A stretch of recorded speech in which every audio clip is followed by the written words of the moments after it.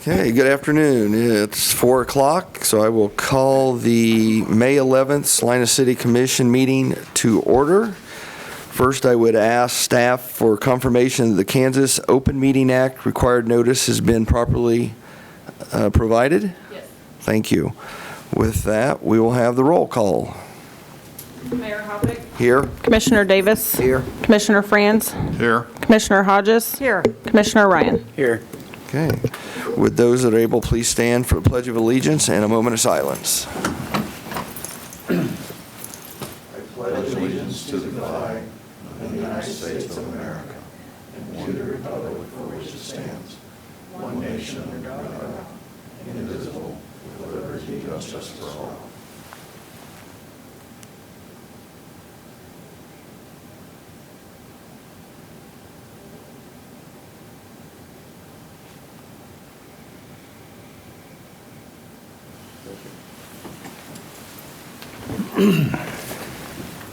Okay, before we move into the agenda, I'm going to turn it over to City Manager Mike Scragg to describe again how the telephone calling and setup is going to work. Mike? Thank you, Mayor Hoppick. Guess confirmation that everything's working too. Yes, would probably correct. be a good. So we've been at this for a little while, but we do need to kind of troubleshoot our technology as well as make some announcements. So for starters, we have a staff person standing by to monitor all the different technology. Scott, can you hear me? Yes, I can. Okay. Can you confirm that Salina Media Connection cable feed is working? Yes, it is. And their online feed? It's online. And the city's Facebook Live feed? Up and running. Okay. And so for the listeners at home, I believe Salina Media Connection also has a YouTube live feed, but that's something that they're offering as an added service. So, Scott, I'm going to mute you again, and then I'm going to go through my announcements.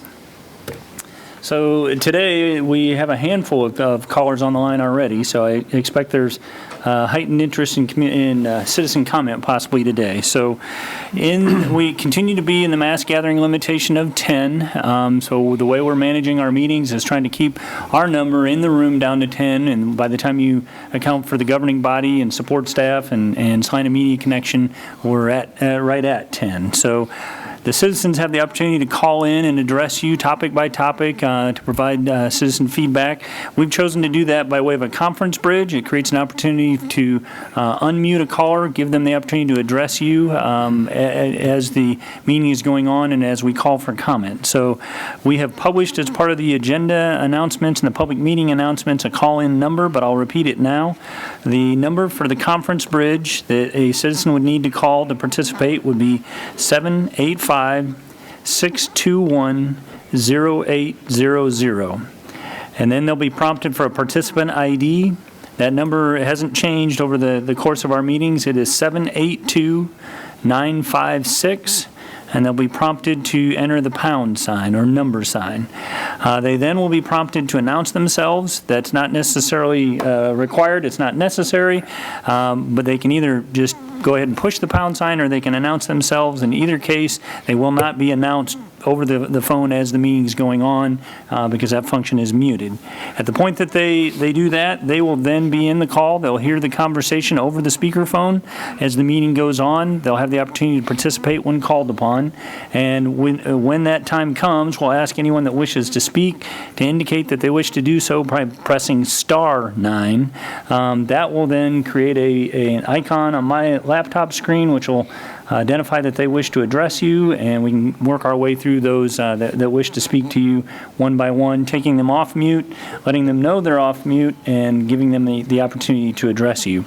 With the technology that's in place, there is a little bit of a lag time if they're watching on Salina Media Connection, the phone sound compared to the sound they're hearing over the system. So we would encourage them to turn their sound down so they're only listening to the conference phone at the time that they're being called upon. That way they don't have two delayed sets of audio that might be confusing, and then that helps on our end as well. And then lastly, if we have need to go into executive session, which we've not placed one on the agenda, but if that comes up, The way that we go into executive session is that we will make the necessary motion, we will identify the amount of time, and at that point, all the technologies will basically be put on pause.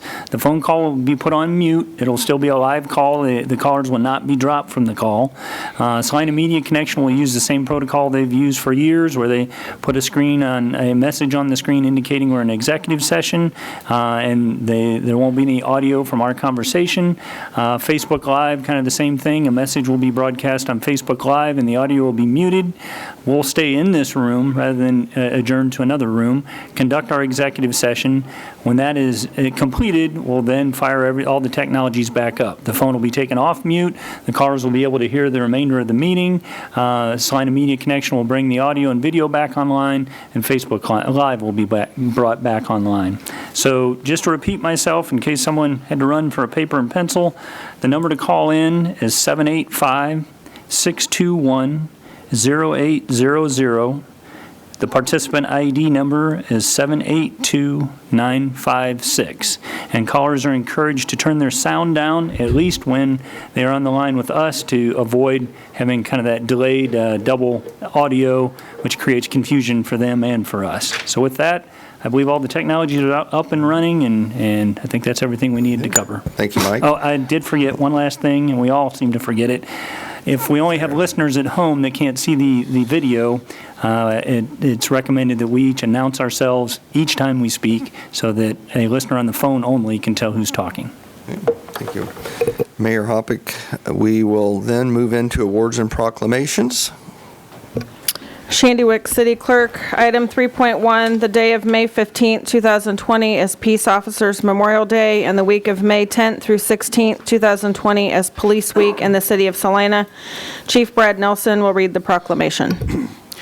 Whereas the Congress and President of the United States have designated May 15th as Peace Officers Memorial Day in the week in which May 15th falls as National Police Week, and whereas law enforcement officers play an important role in safeguarding the rights, freedoms, safety, and security of the citizens of our community, and whereas the City of Salina desires to honor the valor, dedication, service, and sacrifice of its own peace officers, 4 of whom have been killed in the line of duty, and whereas 146 officers were killed in the line of duty in 2019, and sadly 72, which is actually 8 more than when this was written last week, have been killed in the line of duty for a total of 72 so far this year. Our community joins with other cities and towns to honor all peace officers everywhere. Now, therefore, I, Michael L. Hoppick, Mayor of City of Salina, do hereby proclaim the week of May 10th to May 16th, 2020 to be Police Week, and call upon all of our citizens in this community to especially honor and show our sincere appreciation for the police officers of this city by deed, remark, and attitude. Whereas the Congress and President of the United States have designated May 15th as Peace Officers Memorial Day and the week in which May 15th falls as National Police Week. I call upon all of our citizens to make every effort to express their thanks to our officers who make it possible for us to leave our homes and families in safety each day and to return to our homes knowing they are protected by officers willing to sacrifice their lives if necessary to guard our loved ones, property, and government against all who would violate the law. Signed this 11th day of May, 2020, at the City of Salina, State of Kansas, in the witness thereof, the seal and the signature of the city are affixed. Mayor Michael L. Hoppick. Thank you, Chief Nelson. One of the things that you said there reminds me, my wife, now that we have grandchildren, makes a point to make sure to continue to tell them that the police officers are their friends, and if they ever have a problem, that's who they want to look for. So we thank you and your staff for all they do, and I know the one wish we have for you is every time someone goes to work, they go home safe that evening. So thank you for everything, and I have a proclamation here for you. I would love to shake your hand, but you know it's there. Thank you, sir.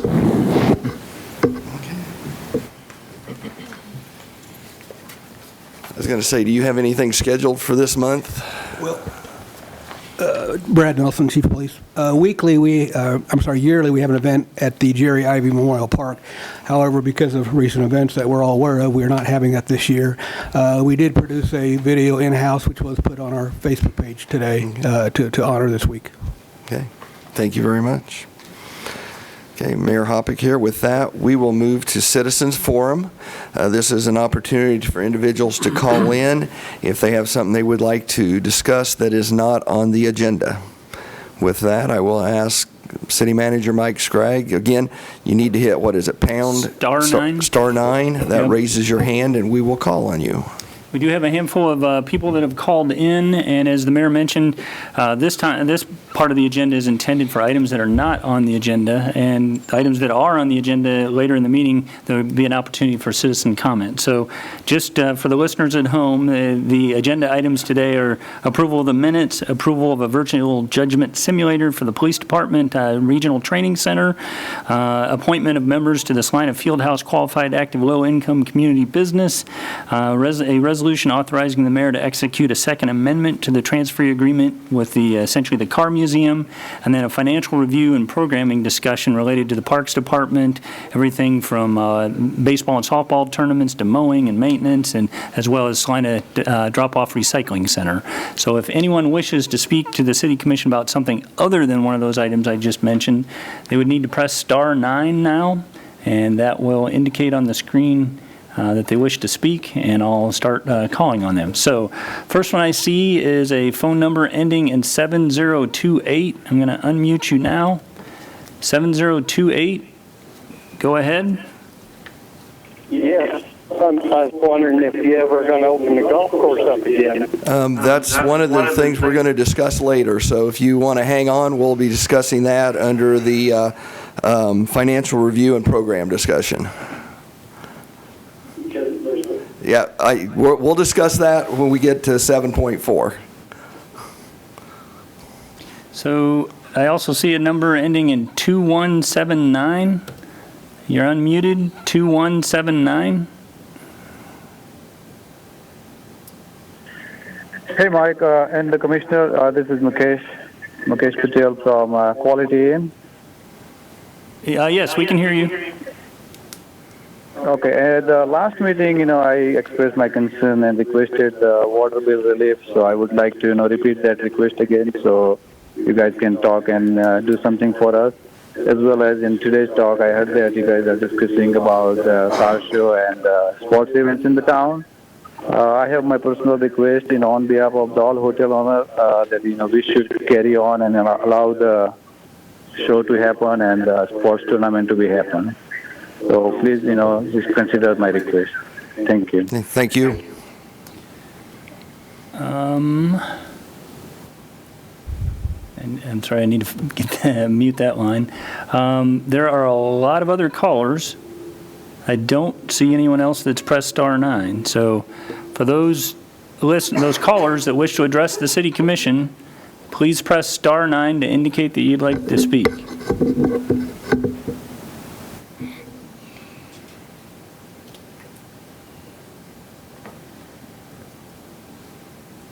I see about 15 callers that I expect are related. There we go. Phone number ending in 0218. 0218, you're unmuted. Go ahead.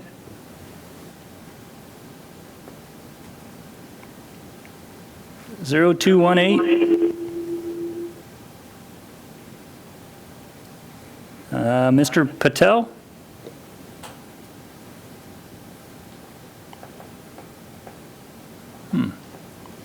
Okay.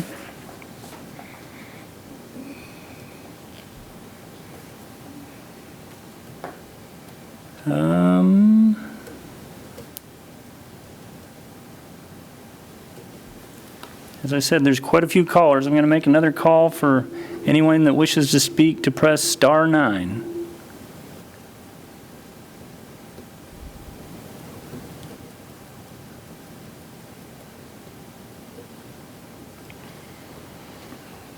That is all I see. Caller 0219, I have cleared your icon. If you wish to speak, please press star 9 and we can try again.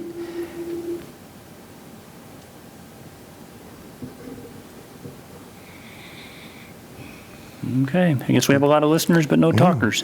Mayor Hoppick here. With that, we will move to the consent agenda. Item 6.1, approve the minutes of May 4th, 2020. Okay. Do we have any additions or deletions? Mayor Hoppick, I move we approve the minutes of May 4th, 2020 as presented. Commissioner Hodges, second. Mayor Hoppick, we have a motion and a second to approve consent agenda 6.1. All those in favor? Aye. Opposed? Okay, it passes 5-0. That will lead us into administration. Item 7.1, approve the purchase of a Vertra 300 LE virtual judgment simulator to be installed at the Salina Police Department Regional Training Center. Okay, with that, we will turn it over to Chief Brad Nelson. If I could, I do see another speaker, so maybe we can cover that after we address this agenda item. But it looks like someone else has indicated they wish to speak in citizens' comment. Okay, go ahead, Chief. Thank you, Mayor Hoppick and fellow commissioners. I appreciate the opportunity to speak to you today regarding this incredible opportunity that we have for your consideration. I will not just read the blue sheet verbatim, which I'm sure you appreciate. Our wish for a new training center in range was first proposed in 2014. In 2015, a needs assessment study was completed. This study included 3 design option plans and all included a room specifically designed for a judgment simulator. And again, that was in 2015. In June of 2015, we held our first study session regarding the project at the site of our present range on State Street. Commissioner Davis and Commissioner Ryan were both in attendance. At that time, I promised you that I would not ask for funding for a judgment simulator, as I intended to fund this project with charitable contributions. On November 7th of 2016, the Salina Police Department Excellence Fund was created under the auspice of the Greater Salina Community Foundation. The SPD Excellent Fund Board consists of the following individuals who have provided countless hours and efforts to support the Salina Police Department: Sarah George, Lucy Larson, Mike Marshall, Darren Newshafer, Byron Norris, Joel Weimer, and Darrell Wilson. Since its inception, this foundation has provided the funds for a $12,000 robotic moving target system. They have purchased these centennial badges for the entire police department, and they have also provided financial assistance to two SPD families in their time of need. In August of last year, plans were approved to construct a SPD training center and range in South Salina. These plans included a 1,000 square foot room specifically designed for a Vertra 300 judgment simulator. I am pleased to report that the construction of our training center is over 85% complete, on time, and under budget. The anticipated date of completion remains July 15th of this year. Yeah. This is just a picture from last week, just showing the present state of the facility. Most of the work you're seeing now is the interior. At the time construction was approved, a campaign to raise funds for a virtual simulator began in earnest. I'm extremely proud to report to you that over $200,000 was raised in less than a year from area charitable foundations, local banks, and individual contributions. The contributions we received from our community was simply remarkable and speaks well of our relationship with the community we serve. The total cost for the simulator, including installation, training, and a 3-year maintenance agreement, is $206,685.90, and if approved, will be totally funded by the SPD Excellence Fund. Staff has identified the following options for the City Commission's consideration. Approve the purchase of a Vertra 300 LE from Vertra in the amount of $206,685.90 to be funded by the Salina Police Department Excellence Fund. Number 2, approve with amendments as the City Commission deems appropriate. Number 3, postpone consideration to a specified date and time and provide staff direction regarding additional information or amendments to the City Commission would like to request for the further consideration. Or number 4, vote to deny the purchase, resulting in us not acquiring a judgment simulator for the SPD Regional Training Center. And the staff recommends option number 1. Mayor Hoppick, with that, I will open it up for questions from the commission to Chief Nelson. Commissioner Davis, I have no question. I think this is probably the most important part of that whole building. Obviously, the range is of practical importance, but when you look at the things we don't want our police department in the national news for, this judgment simulator goes a long way towards honing that split-second decision-making process. So, yes, it's definitely huge. I mean, it's just, if you don't, you still have to shoot live, but this, in addition, is just phenomenal as far as actually making the decision to shoot or not. That's what this does. It allows you to train, make mistakes, and then retrain. Any question? Just a couple. First of all, I'd like to thank the Police Excellence fund for their generosity and their time in raising money for this system. I noticed that we have the service agreement in the budget, which is great, and it includes software updates. But what's the expected lifespan of this equipment? Because I saw that there were like 6 or 7 computers that are required to run it. Right. And, when would we be looking at replacing some of the hardware that goes along with the Right. software? It would be after the 5-year part, but it wouldn't be replacing I'm told it's not replacing the whole system, but they're calling it significant upgrades after a 5-year period, is Okay. what they're saying now. Okay. Do we have any sense of just what those significant upgrades are so that we can be kind of, planning for the future and understanding that this has a defined lifespan? I don't have a price. It's a great question, but what I can say is that the Excellence Board has definitely indicated they want to support this for the duration, not just for today. And I think they've certainly showed that by how much they came up with already, but I don't have an exact number. Okay. And it is going to be used by other area law enforcement agencies, like the Salina County is going to be able they'll be partnering with us to be able to use this for their simulations as well. Because, it's important that everybody, as many people, as many agencies as possible have access to this and this kind of, virtual training. Right. And the answer to that is a definite yes. Almost every agency that's touching us, as far as counties, we're going to have somebody who's going to be using the simulator itself. We're going to open that up for that very reason you just said. Now, again, that's a little different than the range itself. This is a simulator Right. I'm speaking of, but definitely we're going to train as many people as we can with that because we have it, we're here, and there's no reason not to. Thank you. Mayor Hoppick, from reading this, if I understand right, we're going to charge other agencies to use the shooting range, but not the simulator, correct? That's correct. Okay. And second thing is, it appears that the service agreement of 17,000 and some odd change is going to be split between your budget and the Excellence Fund. Excellence Fund Yeah. for years The first 3 4 years. and 5, correct? That's correct. Yeah, The first 3 years are part of the 206, and then year 4 and 5, we're going to split it 50-50. It's half coming your budget, okay. And the other half will come out of our operational budget. It won't be coming worth theirs. That's what I thought. I just wanted Right. to make sure everybody was aware of that, so, okay. Any other questions? Commissioner Ryan here. To what degree does this expenditure exhaust the Police Excellence Fund? Well, do you want exact specifics, or they'll have $30-some thousand left if that's what you mean.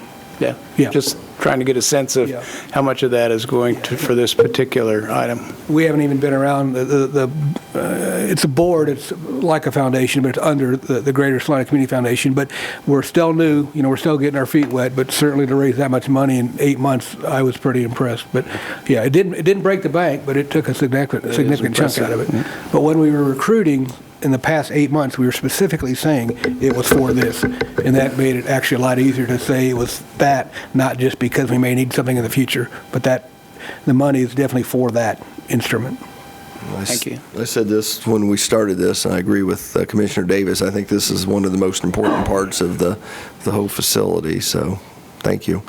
Do we have any callers that would like to comment on this?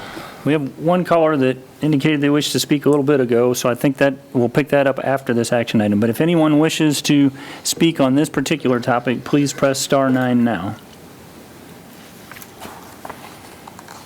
Or donate funds. Or donate funds. Recognizing there might be a little bit of a delay, I'll wait just a little bit longer here.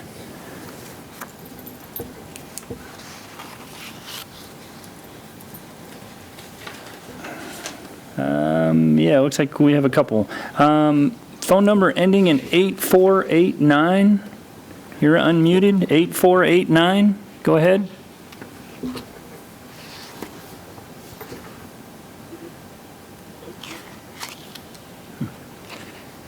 Yes, this is Byron Norris, and I am a member of the Salina Police Department Excellence Fund. And I appreciate, as listening to the commissioner's comments about this, that you understand what this tool will do for the police department.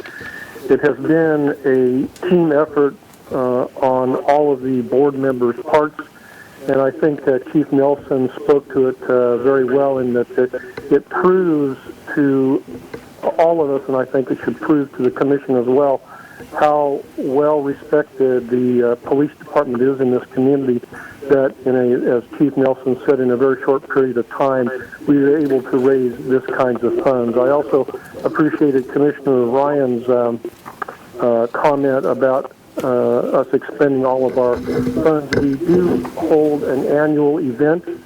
If you would like to participate in that in some way, it will be sometime this fall, we all hope, and your participation and donations will help us move forward to do other things for the police department. Okay. Mr. Norris, thank you for your work on this. I know you work diligently. We've got a couple of other callers. Phone number ending in 5150. You're unmuted. 5150. Yeah, good afternoon. This is Darren Newshafer. I would like to thank the Commission and the citizens of Salina for supporting the firing range and training center that has been in the works for the last number of years. It's exciting times to see that the construction continuing to progress. And as was noted, this was one of the diamonds in the crown, if you will, was this being able to get this simulator to really finish that project. And it's as a member of the Salina Police Department Excellence Fund, I'm honored to have served with my fellow board members and going out and as Byron Norris just stated, seeing the support that we got from community wide has been very humbling for me, a Salina resident my entire life. To be able to see that kind of support has truly been meaningful to me. And heartfelt thanks goes out to those people that have contributed to this project. And unfortunately, we just have to look at, say, a week ago yesterday, at the tragic events that took place in Overland Park with what seemed to be just an innocent traffic accident turning into, unfortunately, the loss of a couple lives.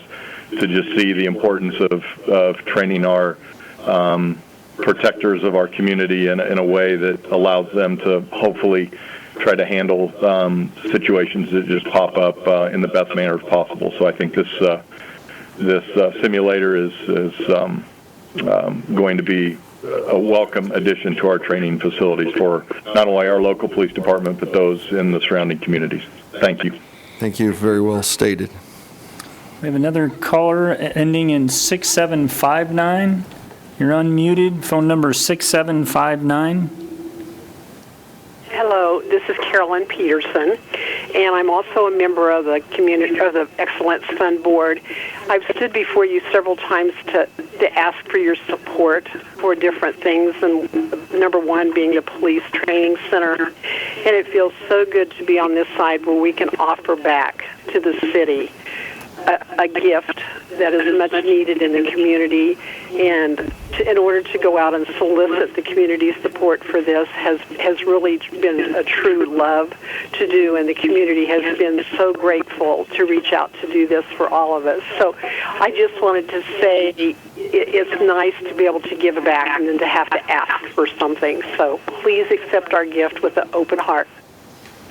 Thank you. I'll make another call for anyone else that wishes to speak on the topic of the simulator at the Police Regional Training Center. They need to press star 9.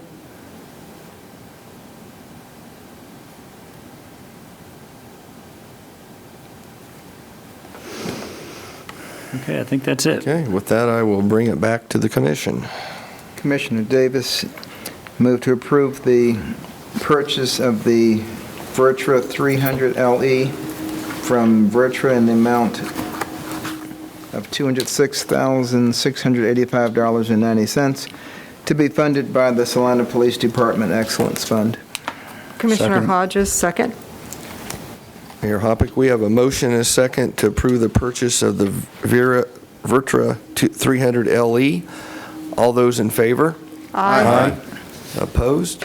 That passes 5-0. And thank you, Chief Nelson, and thank you very much to the board that helped you with this project. Thank you very much. We're very Thank you all. appreciative.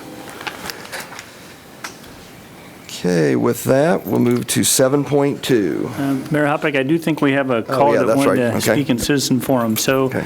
phone number ending in 3231, you are unmuted, 3231.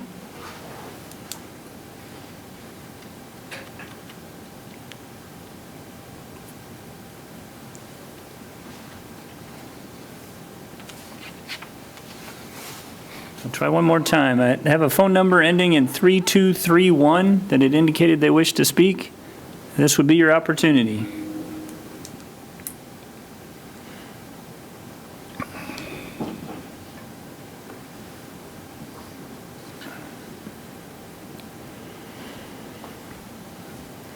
Okay, I With guess that, I'll we'll move mute to them again. If they come back, we'll move try to- again. We'll move to 7.2. Item 7.2, resolution number 20-7833, appointing members of the Salina Fieldhouse Qualified Active Low-Income Community Business Incorporated. Okay, Mr. Scragg.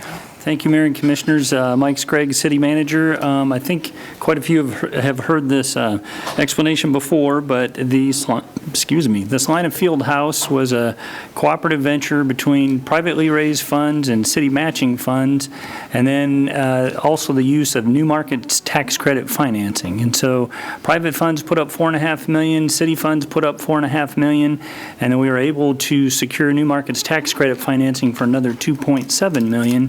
Which kind of finalized or filled the gap that made that project possible.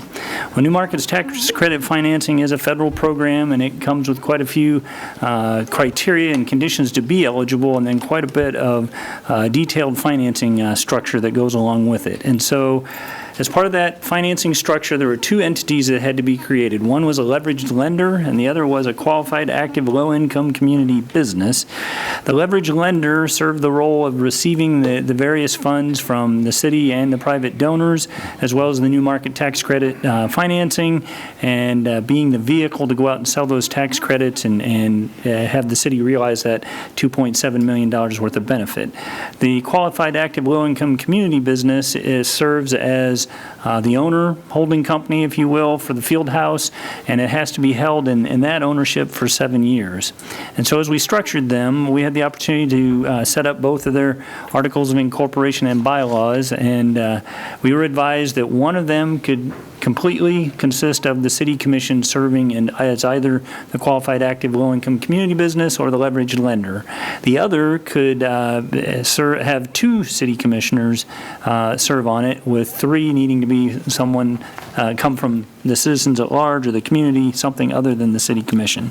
So recognizing the role of the leveraged lender being a little bit more limited, and the qualified active low-income community business being the one that holds the ownership of the field house and then ultimately sells the ownership of the field house back to the city for a nominal amount, we chose to have the qualified active low-income community business made up of the entirety of the city commission.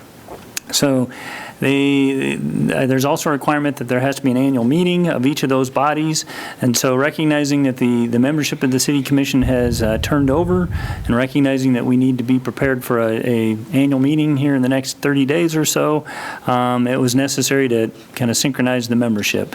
Former Commissioner Joe Hay graciously resigned from the Qualified Active Low-Income Community Business now that he's no longer on the commission, which creates a vacancy. This action item would be to appoint Commissioner Franz in place of Commissioner Hay as the fifth member of the Qualified Active Low-Income Community Business. That's the extent of the action today. You, as the governing body, would make that appointment, and then we would conduct a separate and distinct Qualic B meeting, posted notice as that entity rather than the City Commission, to conduct the annual meeting at a later date. So I hope that is helpful. I'd be happy to try to answer any questions you might have about the leverage lender, the Qualic B, the appointment process, that type of thing. But this is really intended to account for the transition from former Commissioner Hay to current Commissioner Franz. Any questions from the commission? Commissioner Hodges, when is Qualic B's annual meeting? Is that at the end of June? Yeah, I think we have to have it by the end of June. By the end of June? Yes. Okay, so So at that point, we'll do any reshuffling of the officers at that point. Okay, great. Any other questions? Are there any callers that would like to? If anyone wishes to address the commission on this topic, please press star 9.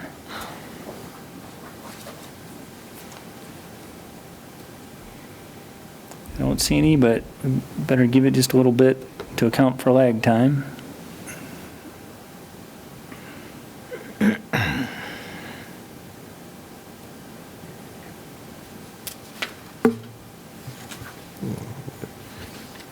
Okay, I don't see Appears we anyone. have none. With that, I'll bring it back to the commission for action. Mayor Hoppick, Commissioner Ryan here. I move we approve resolution number 2078-33. Commissioner Hodges, second. Mayor Hoppick, we have a motion and a second to approve resolution number 20-7833. All those in favor? Aye. Opposed? That passes 5-0. That leads us to 7.3. Item 7.3, resolution number 20-7832, authorizing the mayor to execute a second amendment to the transferee agreement with Salina Educational Automotive Museum of America, Incorporated. Okay, back to you, Mr. Scragg. Thank you, Mayor and Commissioners. Mike Scragg, City Manager, and I know you've heard this explanation before too, and it is fairly complicated, but as it relates to the downtown project and the star bond issuance for the downtown project, we've entered into a number of agreements over a length of time, and so there is Salina 2020 is a master developer that entered into an agreement with us, and they entered into a development agreement in January of 2017. And then we entered into a supplemental agreement in October of 2017. And so the development agreement and supplemental agreement negotiate rights and responsibilities as it relates to the downtown project very broadly. It anticipated a number of projects, including the car museum project, and it accounted for what we refer to as transferee agreements. And so the initial agreements that we entered into included as an attachment kind of a template transferee agreement, and that was intended to transfer certain specified rights and responsibilities from the master developer to a particular project. So we've entered into them with Old Chicago and the Alley and Homewood Suites and the Car Museum and maybe Barolo Grill, maybe forgetting one. So each one of those then kind of picked up that particular project, transferred rights and responsibilities specific to that project to the parties that entered into that transferee agreement. So we entered into a transferee agreement with I need to get this wording right, the Salina Educational Automotive Museum of America, Incorporated, as it related to the Car Museum project.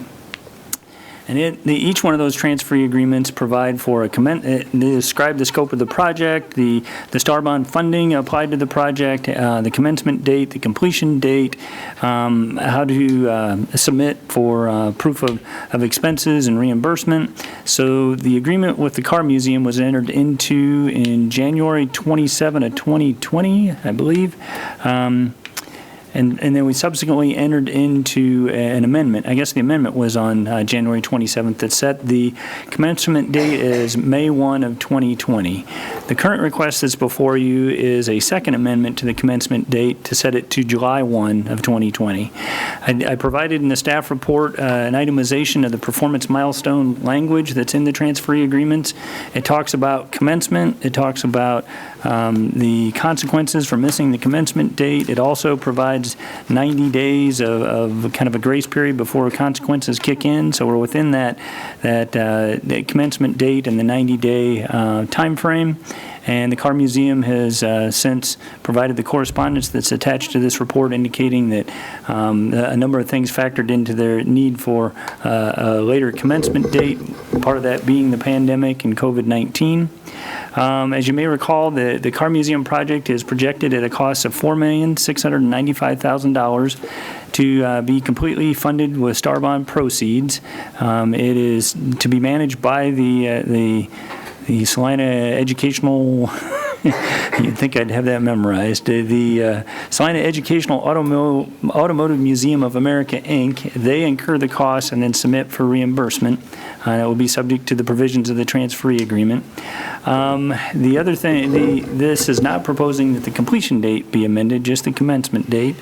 The other thing that I would tell you is as part of the STAR bond issuance, there's an expectation of tourism generation, and for whatever reason, historical theaters are not an eligible tourism activity. So while it is part of the overall downtown project, it did not rise to the level of satisfying the STAR bond requirements. The car museum is the tourism item that was identified as part of the STAR bond application.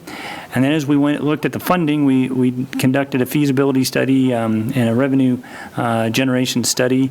And as you may recall, we ended up issuing escrowed bonds. So there are tranches of funding that are available at different points along the way. And there are senior and subordinate bond issuances that were also issued. So in the staff report, I quoted from the bond issuance documents the various escrow items. And so there are, I believe, 3 conditions. The first general escrow release condition is completion of the hotel, that it's open for business. The second escrow condition is the Yaya Zero Bistro and Starbucks specialty retail store located in the hotel, as well as Old Chicago, are open for business. The third escrow condition is that those are open and the Barolo Grill restaurant is open for business. And as each one of those are satisfied, then specified amounts of STAR bond funding are released. We have $2 million worth of STAR bond funding attached to the third general escrow release condition that will reimburse us for some of our expenses for the downtown streetscape. So we need to progress through all those different escrow conditions for the bond funds to be released. And I didn't read verbatim, but those escrow conditions also speak to the amount of funds available to the car museum at each one of those different escrow release points. So it kind of parses out car museum funding as the release conditions are met. As far as the fiscal note, this particular request doesn't have a direct or quantifiable cost for you. We've already issued the bonds in their entirety. Some of those funds have been released. The remainder of those funds have been escrowed. The city's incurred the expenses for the downtown streetscape project. So this project is one of the items funded with those STAR bond proceeds, and so there's no added cost. The bond issuance has already had taken place. And I guess with that, the options that we identified for your consideration were to approve the resolution as it's presented, extending the commencement date. You could approve it with amendments as you deem appropriate. You could postpone consideration of Resolution 207832 to a specified date and time and provide staff with additional direction regarding any additional information or amendments you'd like to request for further consideration. Or you could take no action, resulting in the transferee agreement and the commencement date remaining unchanged. We do have a caller on behalf of the Car Museum that I believe planned to call in, Joe Aker, and I definitely want to acknowledge that he's representing the Car Museum and I think is prepared to answer questions as well. And with that, I will pause and try to answer any questions that you might have. I will open it up to the commission for questions. Commissioner Ryan here, and they're not requesting a change of the completion date, is that? No, that is correct. Thank you. The completion date is so many months from the start date, though, correct? Yeah, yes. So it's 8. Let me find that language. 18 months or something after the start. Completion. Yes, 18 months of commencement. So they are still asking, they still need an 18-month period to complete construction. Commissioner Franz here. So clearly we are uncertain at this point, particularly in light of the COVID events, of the amount of sales tax that's going to be generated by the project, which creates some concern on my part. Obviously, it's not going to be what was originally anticipated. Creates some concern on my part about our ability to pay the bonds timely.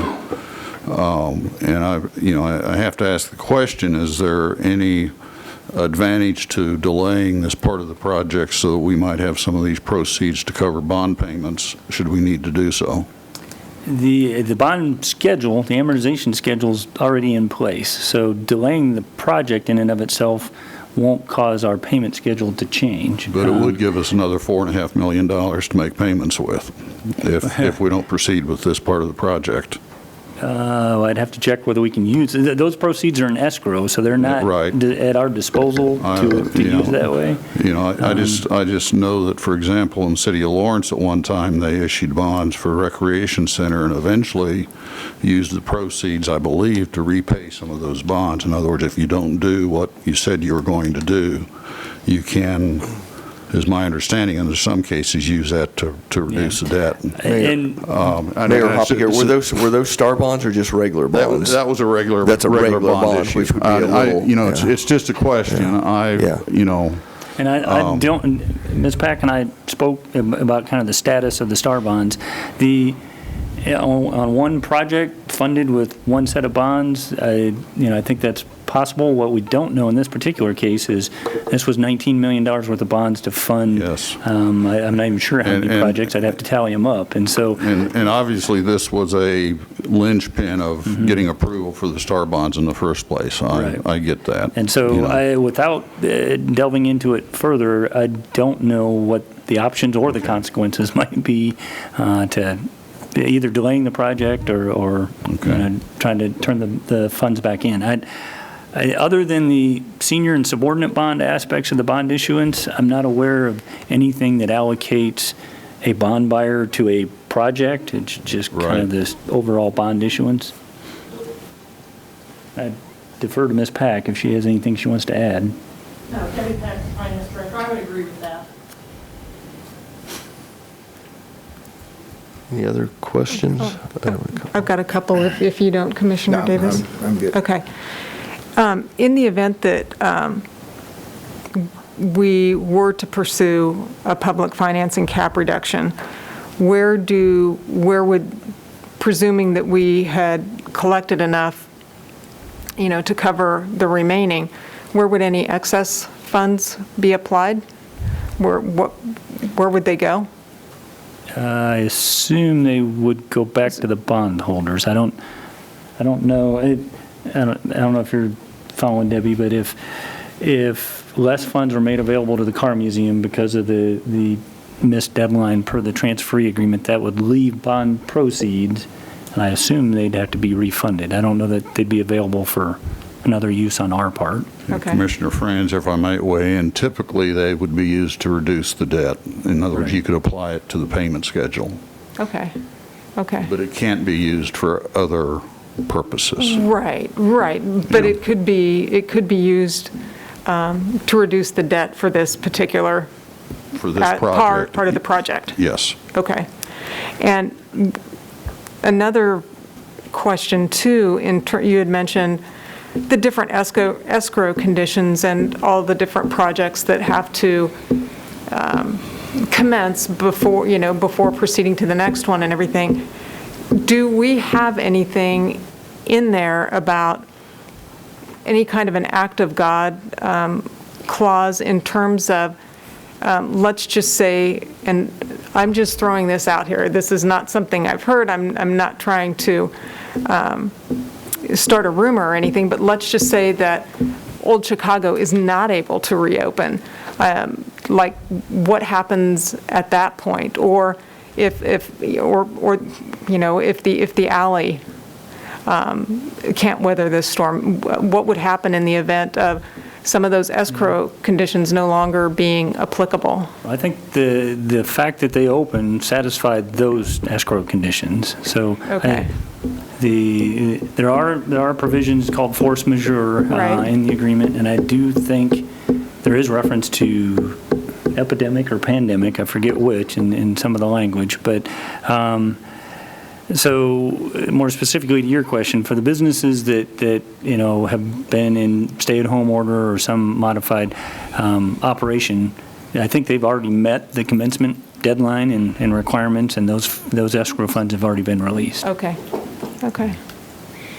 Thank you. Commissioner Franz here, but that would not apply necessarily to the hotel or Yaya's or Starbucks until Right. they actually do open. Yeah, they definitely, Right, they wouldn't they need get that. to. The ones that haven't would So need if to. something happens there and they never do open, I presume, I mean, what do we do then? For example, if the hotel opens and Yaya's opens, but for some reason Starbucks does not, or any mix thereof, is there a way forward then to Well, get the money released timely for the car museum?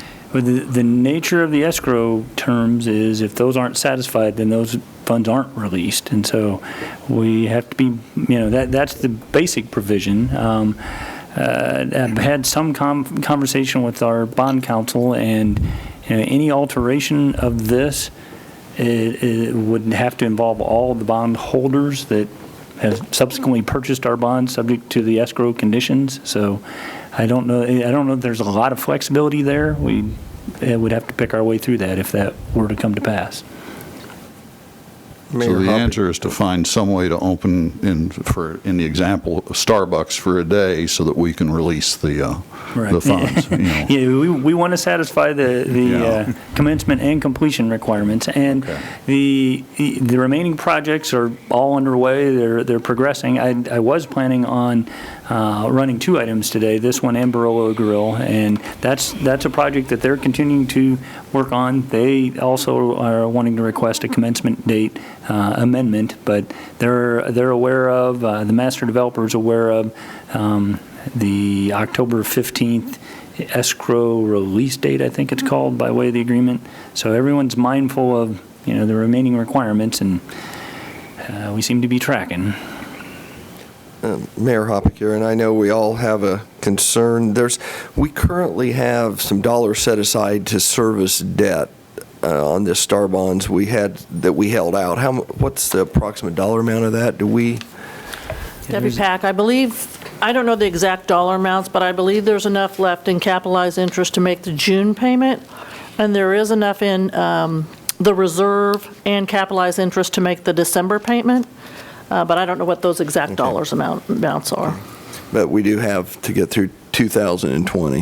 Okay. Yes. The other question I have is, because these are kind of a different animal than what we're used to as far as our regular bonds, is there any risk to the city in case of default on the Star bonds?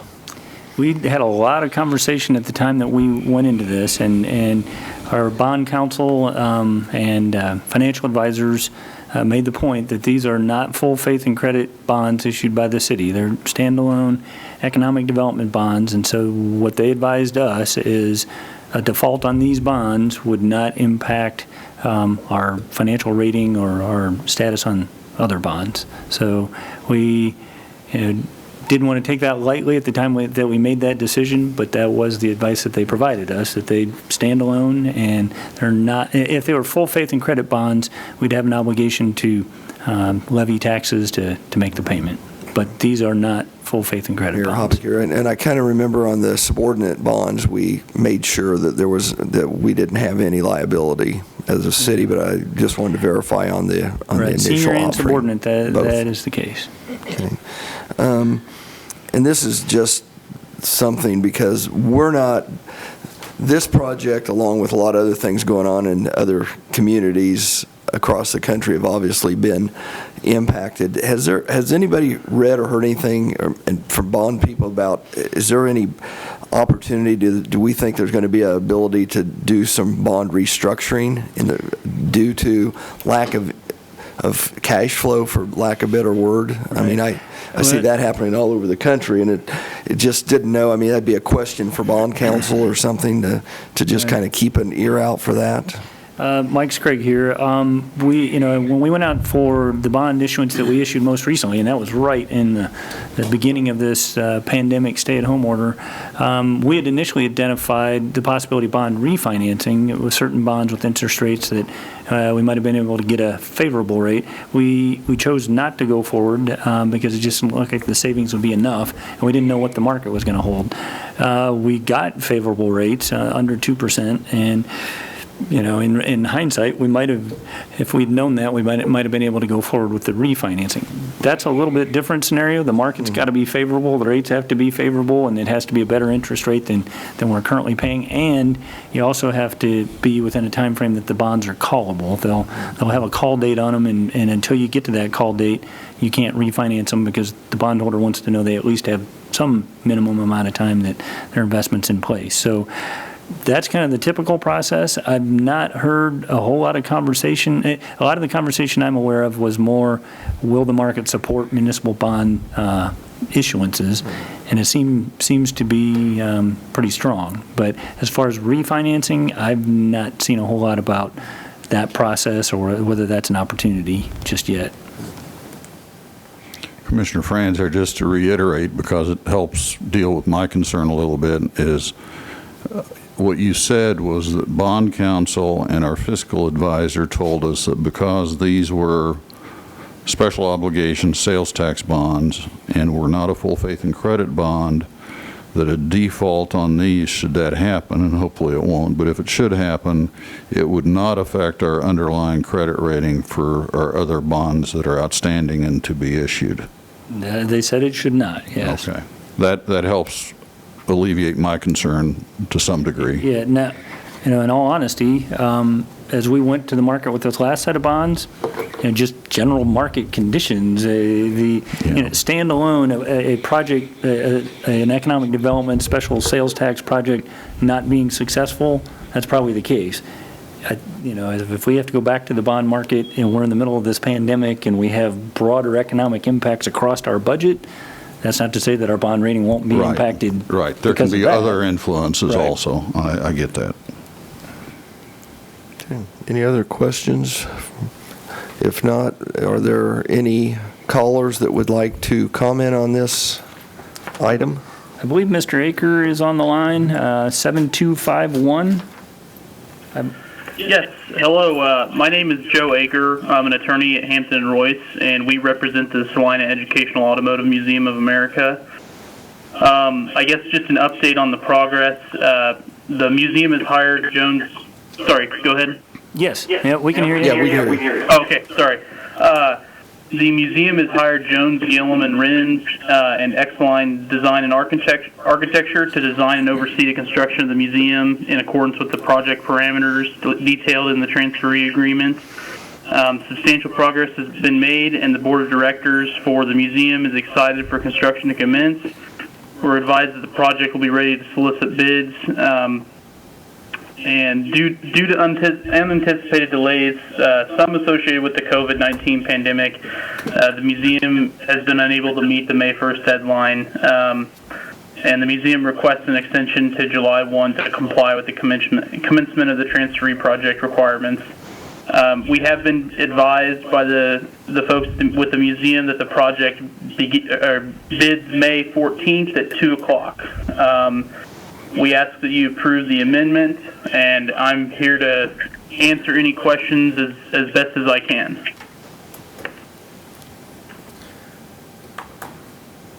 Mayor Hoppick here. Joe, did you say the bids were to be due by and will be open May 14th?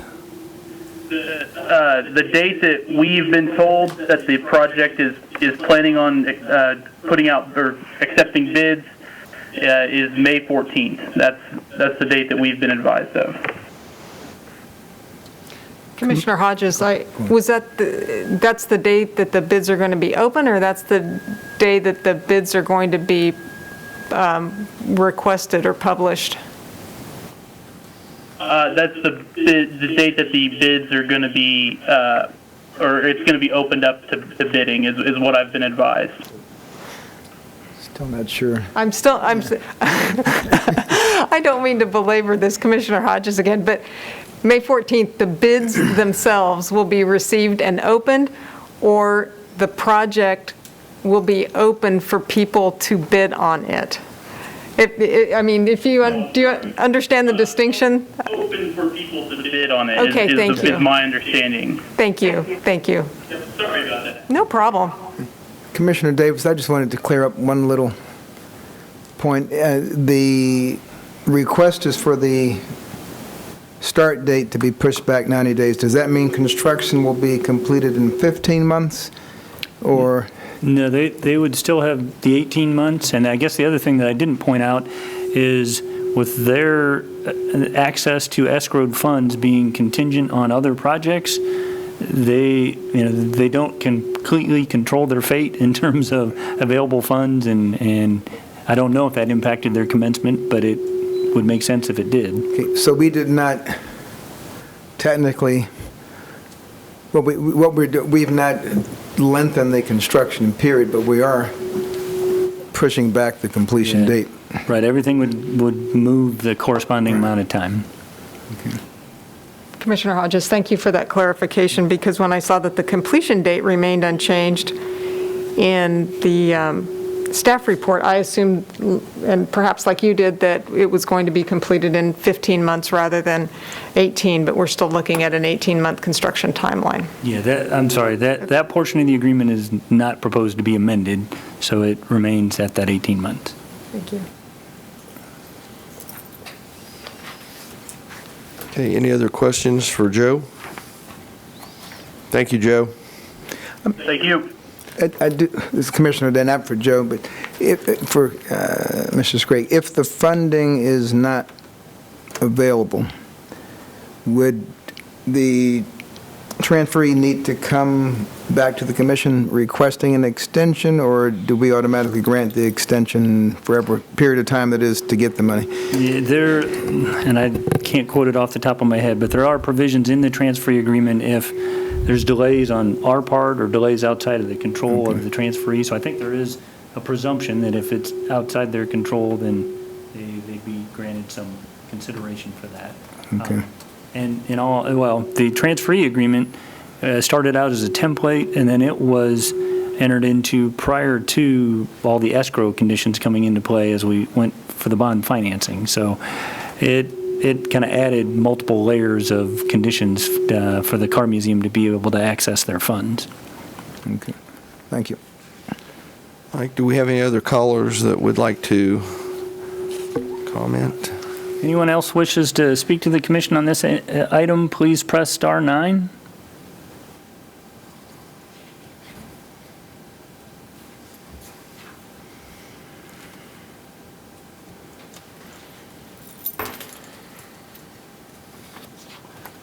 I don't see any. Okay, with that, I'll bring it back to the commission for action.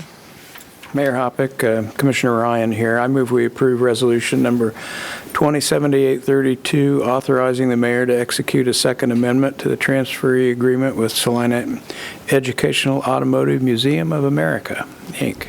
Commissioner Davis. Okay, Mayor Hoppick, we have a motion and a second to approve resolution number 20-7832. All those in favor? Aye. Opposed? Okay, that passes. Thank you. Okay, that moves us to 7.4. Item 7.4, financial review and programming discussion.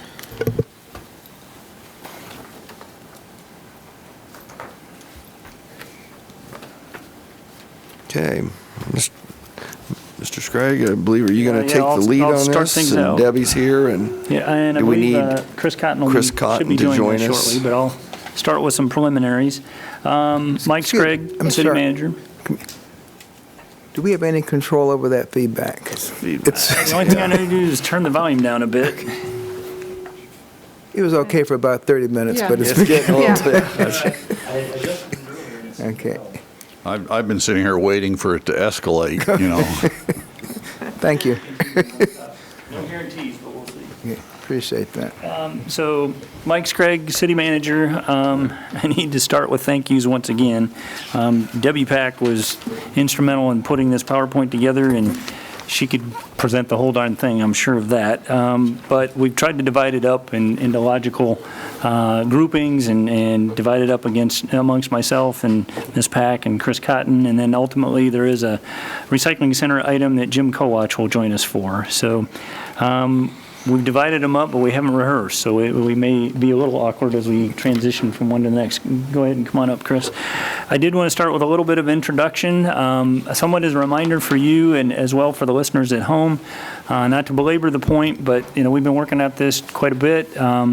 We put together about 10 presentations and conversations in about 6.5 weeks. I think this makes number 11, and I don't know how many weeks. And so the thing that kind of the progression that we went through that I wanted to remind you of, and I want to be tactful and mindful of it's just kind of human nature, but we started out with a financial projection of what our revenues might be, and we came to you with a scenario. You indicated you felt like that was overly optimistic, or I think rosy was the term that you used, and asked us to come back with 3 scenarios, a 30-day, a 60-day, and a 90-day scenario. You provided us guidance that you wanted to leave reserves intact, wanted to preserve those, understandably, in the event that the projections aren't correct or the circumstances get worse, or that we just need some capacity to draw on those reserves for unexpected things. I think I was very clear in saying we certainly aren't offering up our projections as being accurate down to the penny. We're not even sure if we have the right order of magnitude as this plays out. So they could significantly deviate, which is all the more reason to have reserves on hand and not start with those first. And I think the other thing I tried to be very clear about is that, so we came back and we went through all the contracts, we went through all of our expenditures, made 2 passes on the part of staff through our expenditure line items, and as you know, 73% of our expenses are personnel. And so we tried to avoid personnel as long as we could, but you provided guidance that we needed to look at personnel, and you wanted me to come back with either a reduction in force, layoffs, furloughs, something in the way of staffing to close that remaining gap. So in the general fund, I believe our number that was $5.6 million, so we had about $2 million left that we were trying to close. Came back with a work share plan and a furlough plan that you signed off on. And at that time, I think I tried to be clear, if not overly blunt, that service levels were going to be significantly impacted. What we were proposing to you in the way of staffing, no doubt was going to create significant impacts on service levels. And I would tell you that we, as all this was evolving, staff and department heads were very good to work with. They dove in. They definitely didn't. They understood the problem, and they were solution oriented. And so, as we put the work share plans together, I can't tell you that everybody had the work share plan nailed down to every individual and how we were going to pull all this off, but they recognized, they understand the problem, and we'll put our shoulder to the wheel and we'll come up with this and we'll make it work. So we did that, and we're in the middle of implementing the work share plans. I actually had to reach out to a state representative who helped us kind of push it across the finish line in terms of getting through to the governor's office and the unemployment office to get our final work share plans approved, and got those approved last week, and we're starting to get those implemented. And the feedback, the questions, the challenges are starting to roll in. And so what I would tell you is, we certainly have service levels here. We undoubtedly have expectations here based on our past service levels and what the community expects. And I don't want to say we're in gridlock, but I don't know that staff can get our service levels back to expectations. It's going to take some adjustment or acceptance of different service levels. And so as we've kind of rolled this out, countless times I've been approached by different sectors and as well as elected officials. They understand the big picture, but can we talk about this item and fill in the blank, A, B, or C? There's a lot of, I understand the big picture, but what can we do about this? And so we're coming back to you somewhat in response to the questions you've raised at prior commission meetings to give you an update of what we're seeing financially. It's too soon to say. We really don't have April numbers yet. We have March numbers, and then where we're at in terms of staffing levels. So we'll get into more detail, but I think we've tried to flesh out in greater detail what the staffing levels look like, what answers to the questions you specifically raised, and also try to be responsive to some of the feedback that we've been getting. So as you know from comments last week, have had feedback from hotel operators, have had feedback from the Chamber of Commerce and Convention and Visitors Bureau. There's certainly concern about what the summer might bring, what that means for tourism, the dependence on those events on park staff in particular, and it may go unnoticed, but in addition to primarily park staff, but public works staff and police staff support events as well. And so there certainly is a concern that any ability for a restaurant or a hotel or a bar to recover, they feel, they're communicating to me anyway, the desire and the need for whatever events might be able to happen this summer to happen so that they have an opportunity for some revenue. So we went into this with that in mind. As we get into the presentation, we've called out what we think are high impact, high economic development type impact projects, things that generate overnight stays, and tried to factor that into some of the conversation. So with that, Ms. Pack's going to walk you through what we know about our finances at the moment. We'll get into the reopening plan, and then we've tried to provide you kind of a logical progression of just the various topics that seem to be the high priority items at the moment. So with that, I'll turn it over to Ms. Pack. And Mayor Hoppick here, before we get into this, I think for the people listening in, I think what we plan on doing is kind of going through the financial updates and maybe a little bit about the governor's implementation plan, and maybe take calls on all of that before we get into the specific items, being whether it be Kenwood Cove, baseball, softball, golf course, those type of things. So if you're wanting to make a comment on one of those, we'd ask that you hold those comments until we get to those specific items. So, okay, with that, I'll turn it over to Debbie. Thank you. Thank you, Mayor Hoppick, Commissioners. Debbie Pack, Director of Finance. As we promised 6 or 8 weeks ago when we started, that we were going to try to give you these financial updates as soon as we could get the information put together. We do have the March 31st numbers. The first slide does show where those numbers are at this moment. There's not a lot of change from what we projected because those numbers are still they're still numbers that we were expecting to get normal activity because this was pre-COVID. So slide 1 that shows the financial update shows you what our new projections are. We simply take the actuals that we got for March and we apply those to the current year to see where we believe that will come out. The second slide that I provided simply shows you what we had shown you on April 13th of where we thought those numbers would be. It's when you get to the third slide where we compare what we thought our projections might be to what we actually collected in March is where I think the information starts getting really interesting. In March, we projected, when we did this at the end of February, we projected about $2.4 million in revenue, and our March actual came in about $2.4 million, which is about $60,000 less than what we projected. Our expenses, however, we projected them at $2.985 million, and they came in at $2.924. So those were under about $60,000 also. You'll notice a couple of items on this particular graph that look significantly higher for other revenue. That is an item that is kind of hard to project because the cycle of that revenue is not really known because it comes in different times. A lot of this is risk management, so it's insurance proceeds that we get from claims that we've filed for insurance claims. The other portion of this, which there will be a reduction, is the reimbursement for our SROs at the high schools.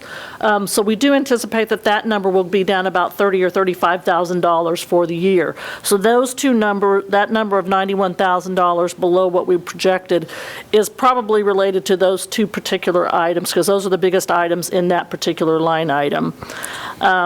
And then when we looked at where did we project our year end to be, the second part of this slide at 229 and where we're projecting that to be at 331, you can see our change in revenues we're about $27,000 below what we projected a month ago in the 30-day stay at home. But we're also $1.9 million below what we projected in expenses. And the biggest portion of that is the work share savings that we've anticipated recognizing. This slide on page 5, and you've seen this multiple times, but I just wanted to reiterate, a lot of the savings in personnel is because of the part-time salaries that we're not anticipating paying because we're not hiring those part-timers. You can see the $1.9 million in savings on personnel from the work share and furlough. The other savings that we're showing here were already in the savings that we had projected earlier on when we gave this back to you in April. So those numbers really haven't changed much. The biggest one is that work share savings that we'll be recognizing through the end of the year. Before I pass it on to Mike, did you have any questions about the 331 financials? This is Mike Sprague. I guess I would add one clarification. There's been some conversation on social media, and correctly so, that March revenue was up compared to year-to-date last year. And that is correct, but as Ms. Pack said, we could see that trend. We'd projected that trend. And so that while that is good news, it was good news in March, things have certainly taken a different turn. And so that was anticipated, that was accounted for, and at the end of the day, our actuals compared to our projections are within a couple $1,000s of each other so far. Commissioner Hodges, I just had a quick question about what all is included under the contractual services projection and the savings there. The contractual services this is the general fund only. So contractual services would be items such as the Parks Department hiring somebody, an electrician or a plumber or something like that. Okay. That would all be under contractual services. Gotcha. So as a clarification, all the contracts we went through one by one, right? None of those. It's all kind of the ancillary odds and ends that we contract for in a year. Everything from copiers to software to... Okay. Thank you. Any other questions on the numbers? Hopefully we will get those numbers for April soon, and we'll get those turned around as quickly as possible and back to you also, because those will be the ones that we really want to see. Okay. Thank you.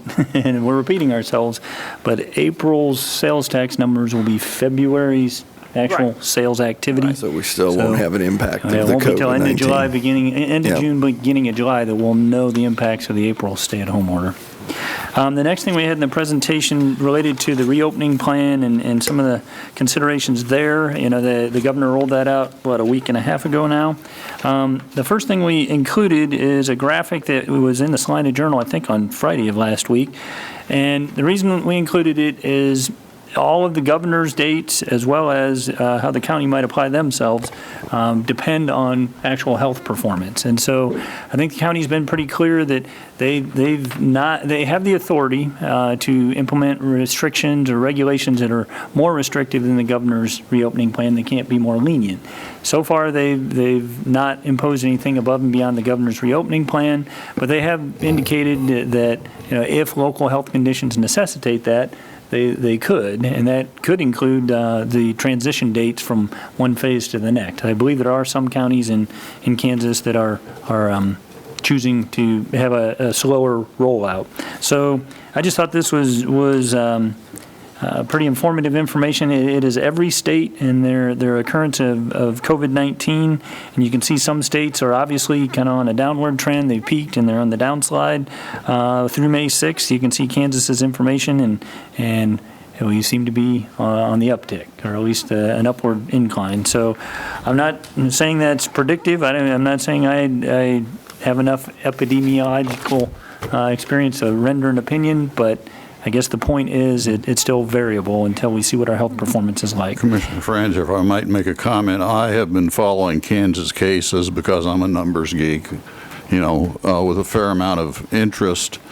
And it does look like in the last 2 or 3 days that the large, the 500 case a day increases have been somewhat moderated. Now, I'm not going to say that we've leveled, but the extreme growth that we've seen over the last 2 weeks seems to be moderating somewhat. And of course, a lot of that was tied to 4 specific counties with large meat packing operations. And so I think there's some it's a shade bit more optimistic than the graph as it's presented here, because it does have kind of a leveling at the top end. Not to say that it'll continue, you know, it could change overnight depending on, Right.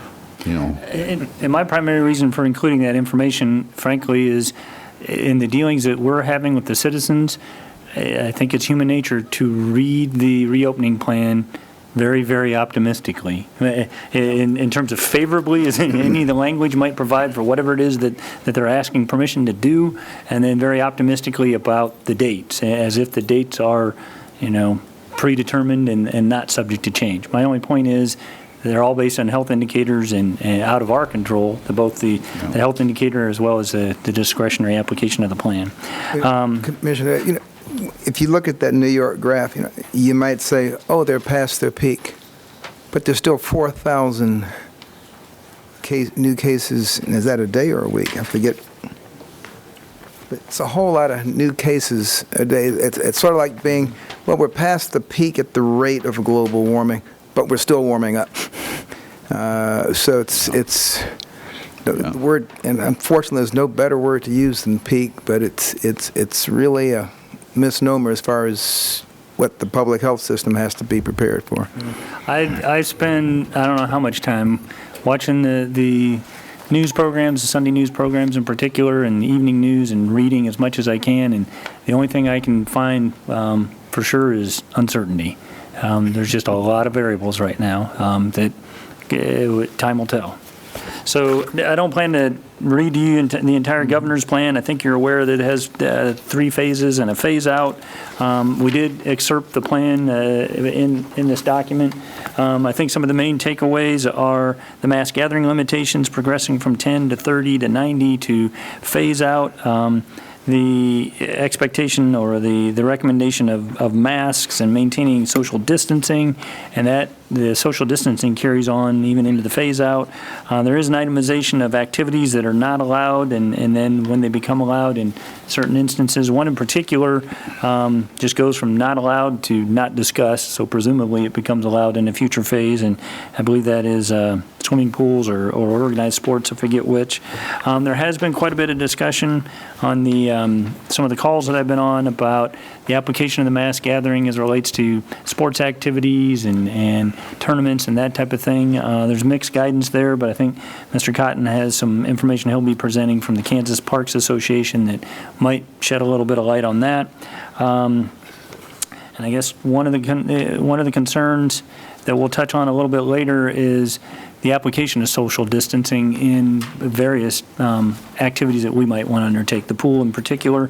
And then, you know, Secretary Norman, a couple weeks ago now, indicated that he expected that social distancing would be in place till the end of the year. So as you look at the phase out, it talks about, you know, it no longer has a number limit to mass gatherings, but maintaining social distancing where applicable.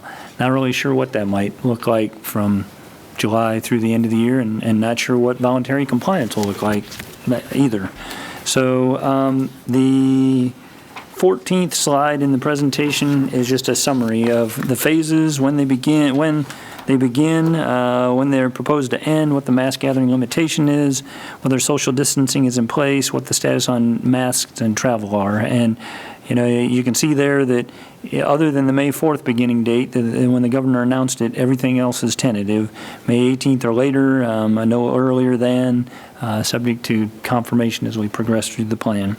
So that's just kind of a backdrop. It is something that we took into consideration a great deal as we talked about some of these services and activities and the timing of them and what might be in effect at that time. And as we deal with event organizers, if we get that far, we'll be sure to stress to them that, you know, these dates are subject to change, and they need to stay on top of those and take those into account as it in their best interest. So I'd be happy to stop there before we transition to Chris. Ask if any commissioners have any questions concerning the material that's been. I'd probably have to ask the governor because there's some very vague things in here, but I won't put you in the position of having to answer on her behalf.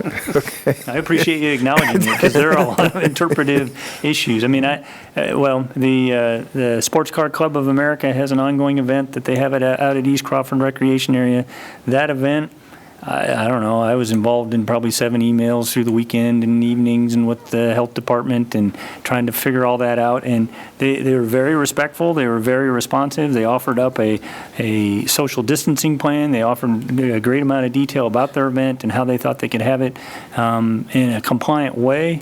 And talking with the health director, neither he or I could identify any authority for us to deny it. So we issued a special event permit with very specific conditions, including a provision that if any violations were seen, the event would be canceled on observation of the violation. Mr. Cotton went out, was it yesterday or the day before? Yesterday afternoon, and unbeknownst to them, just kind of observed what was going on.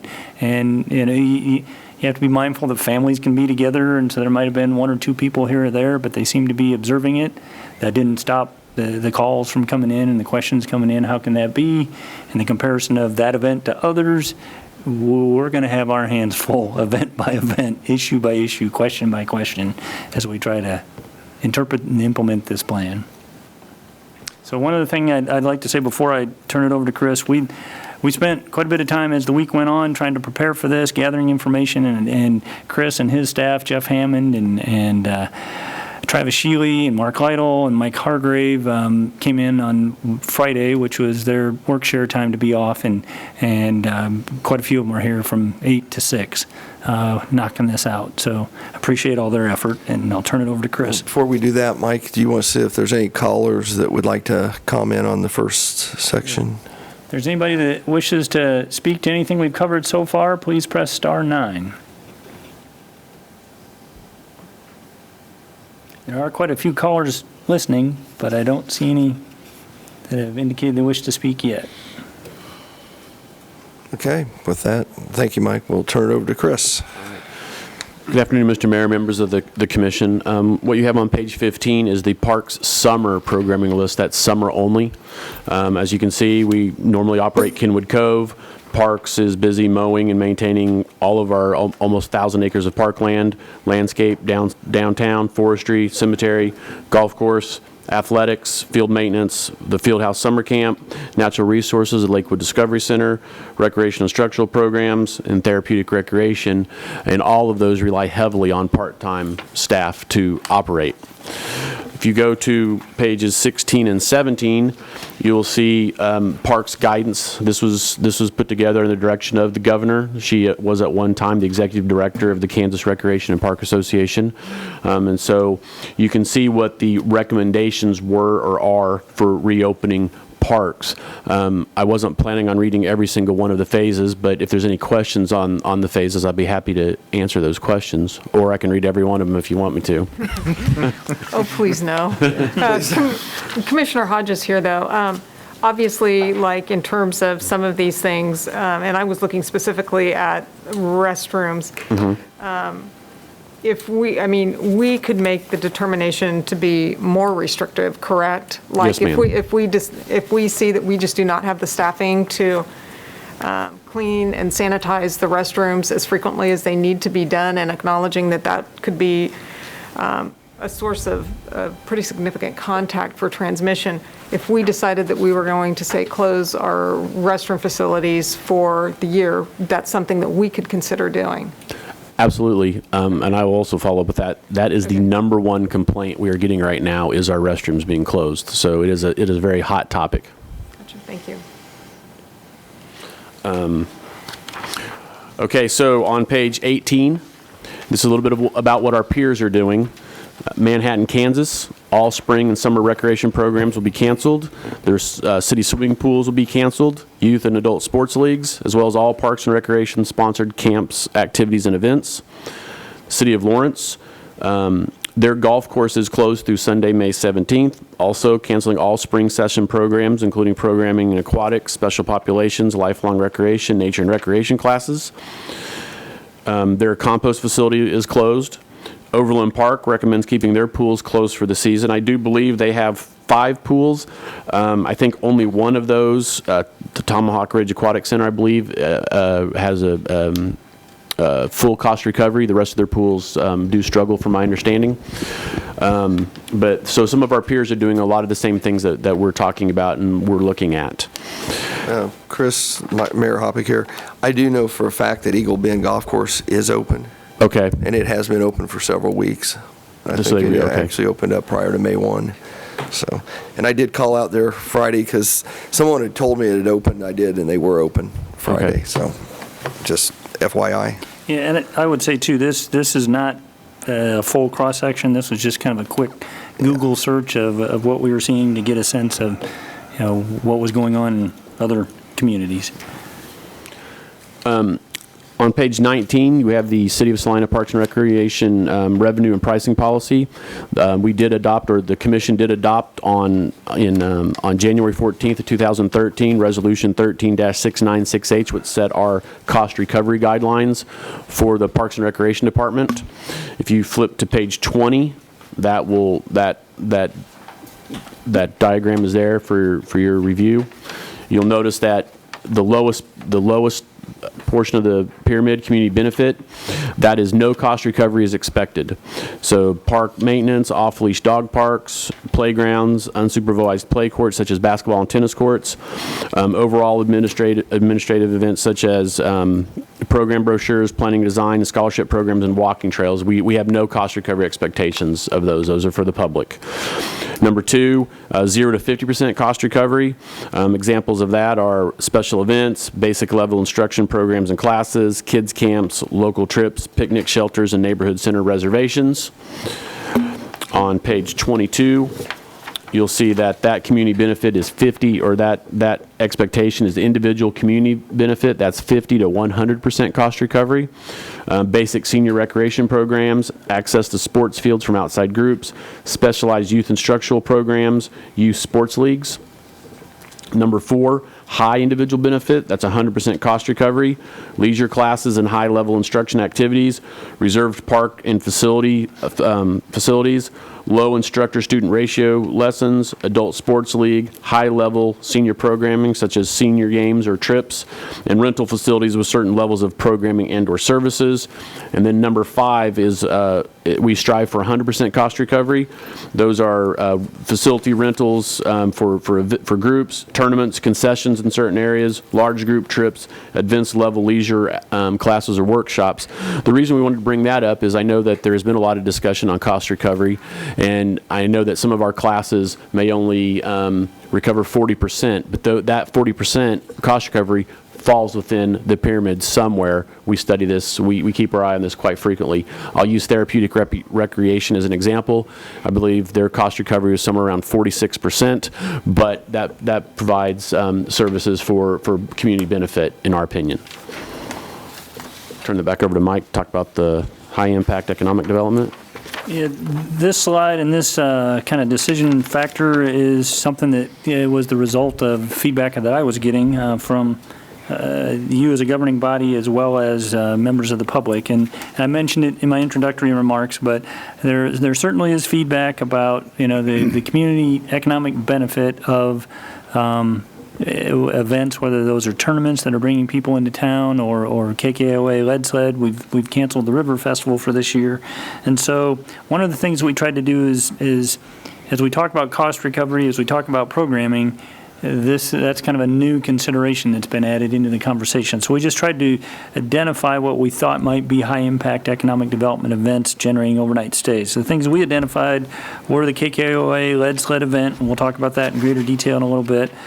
Tournaments, whether that's baseball, softball, basketball, volleyball, golf tournaments, and there's a combination of kind of outside private golf tournaments and then things associated with the state of Kansas.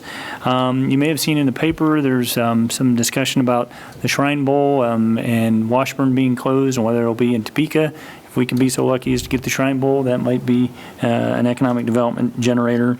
And then the Bethany College tournament, over 2 to 3 days, they bring in about 110 players. So didn't want to just throw those into the conversation as we get further without kind of giving you some background that we were aware of that feedback that we were getting, and we tried to factor that in as well. So I think that was my only slide at this particular point.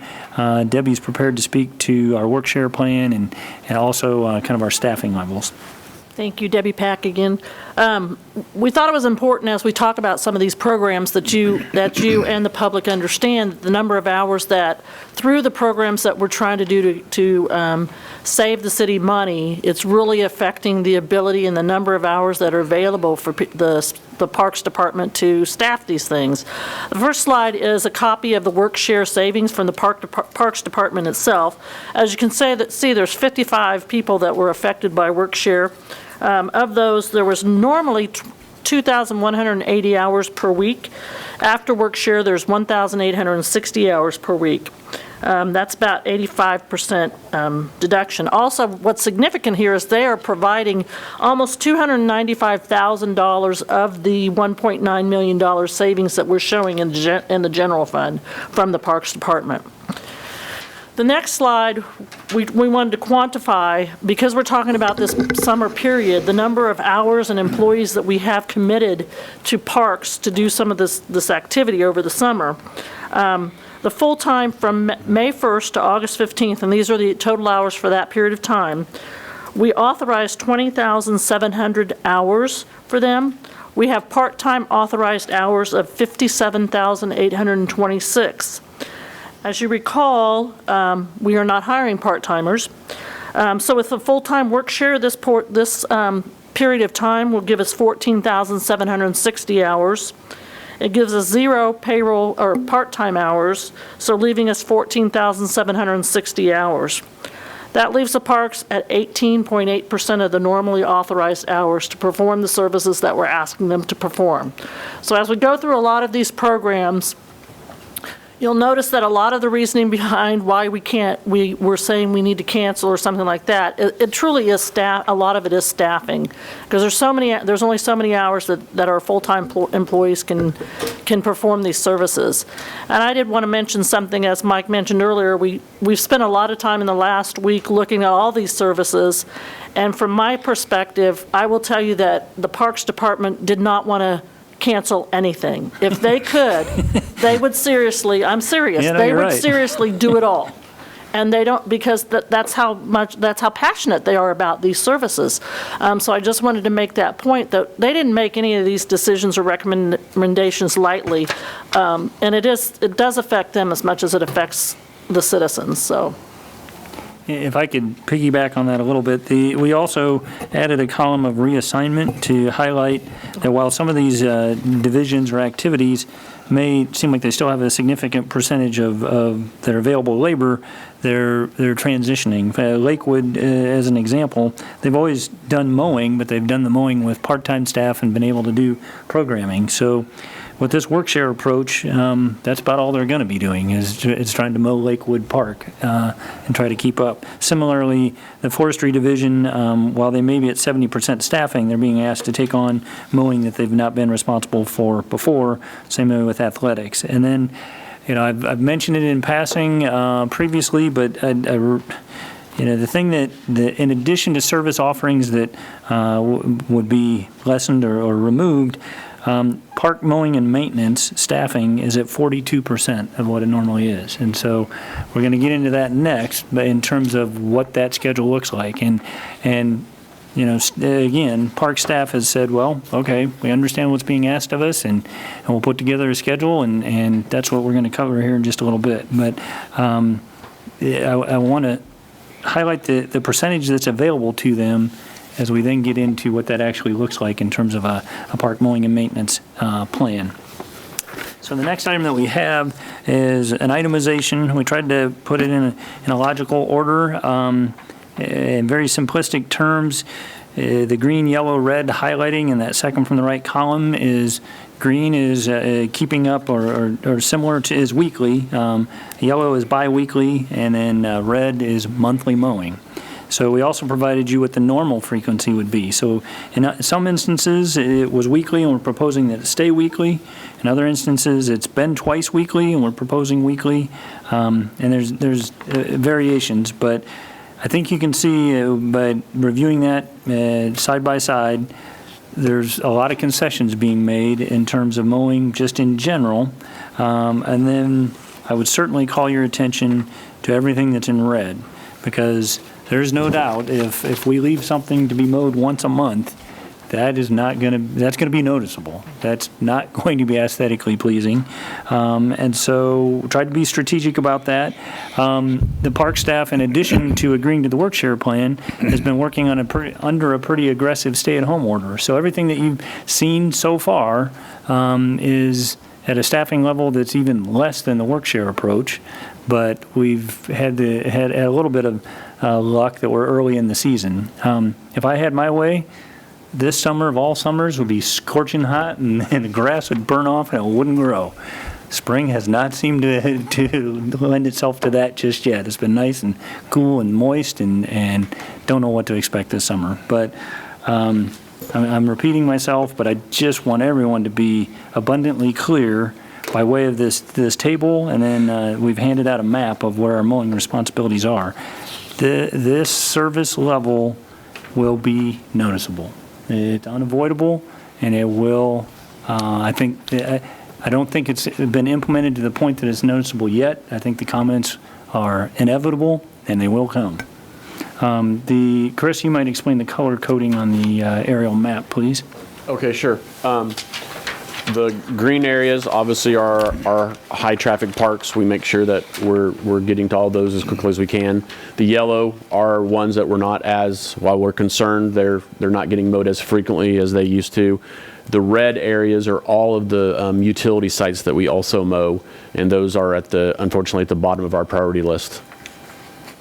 And so I think you probably noticed on the way that we've broken out the spreadsheet, not only do we mow parks and utility areas, but the Parks Department mows rights-of-way as well. We contract some out, but they mow quite a bit of rights-of-way, and that's called out there, everything from Broadway and South 9th medians to Schilling to Belmont. And so some of those are also pretty aggressively curtailed.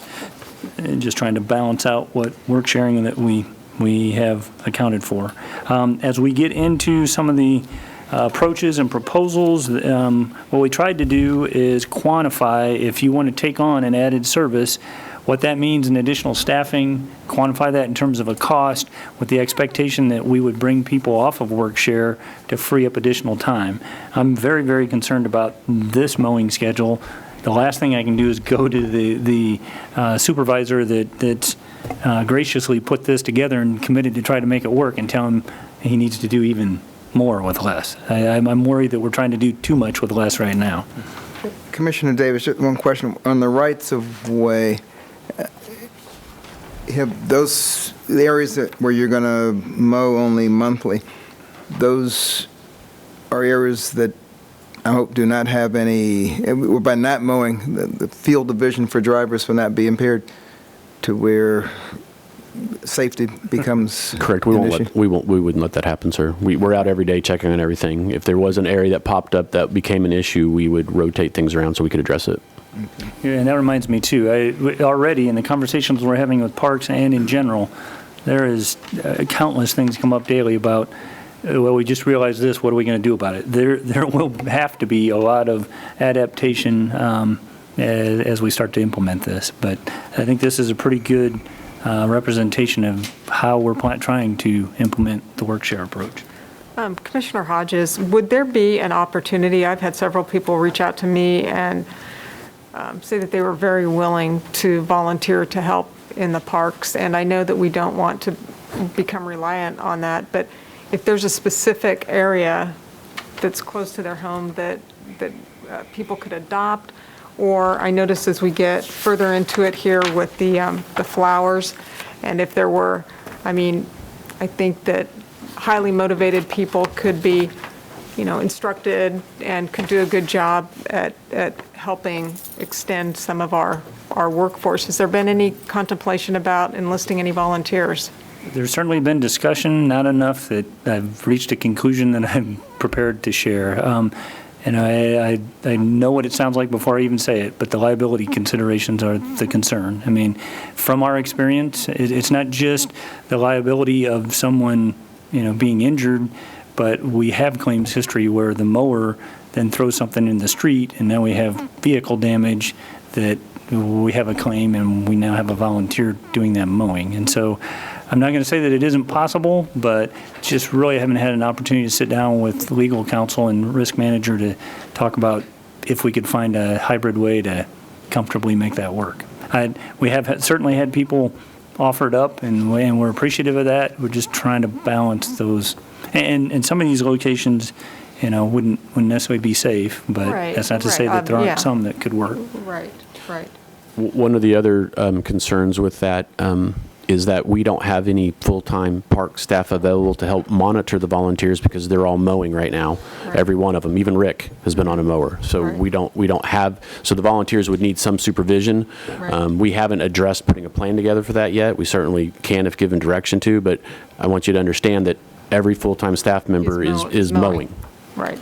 Would that liability, this is Commissioner Ryan, would that liability extend to other institutions like USD 305? They are certainly organized to mow quite a bit of property, and they have adjoining properties, and they have interest in baseball, and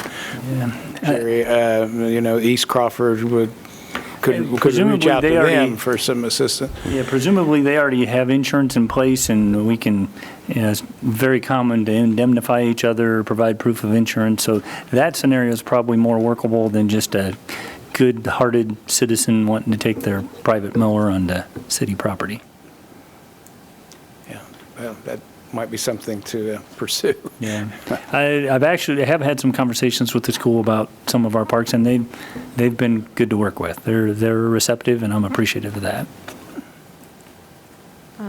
Commissioner Hodges here. If we're not going to be having any recreation programs that specifically use like the Salina soccer complex located off of Magnolia, I understand that Bill Burke soccer fields and Oxbow soccer fields have a little bit more of a potential to be neighborhood soccer fields. But if we were just to reduce our mowing to, say, like one soccer field at the soccer complex, has there been any thought about just letting the others go to monthly mows just to keep them manageable?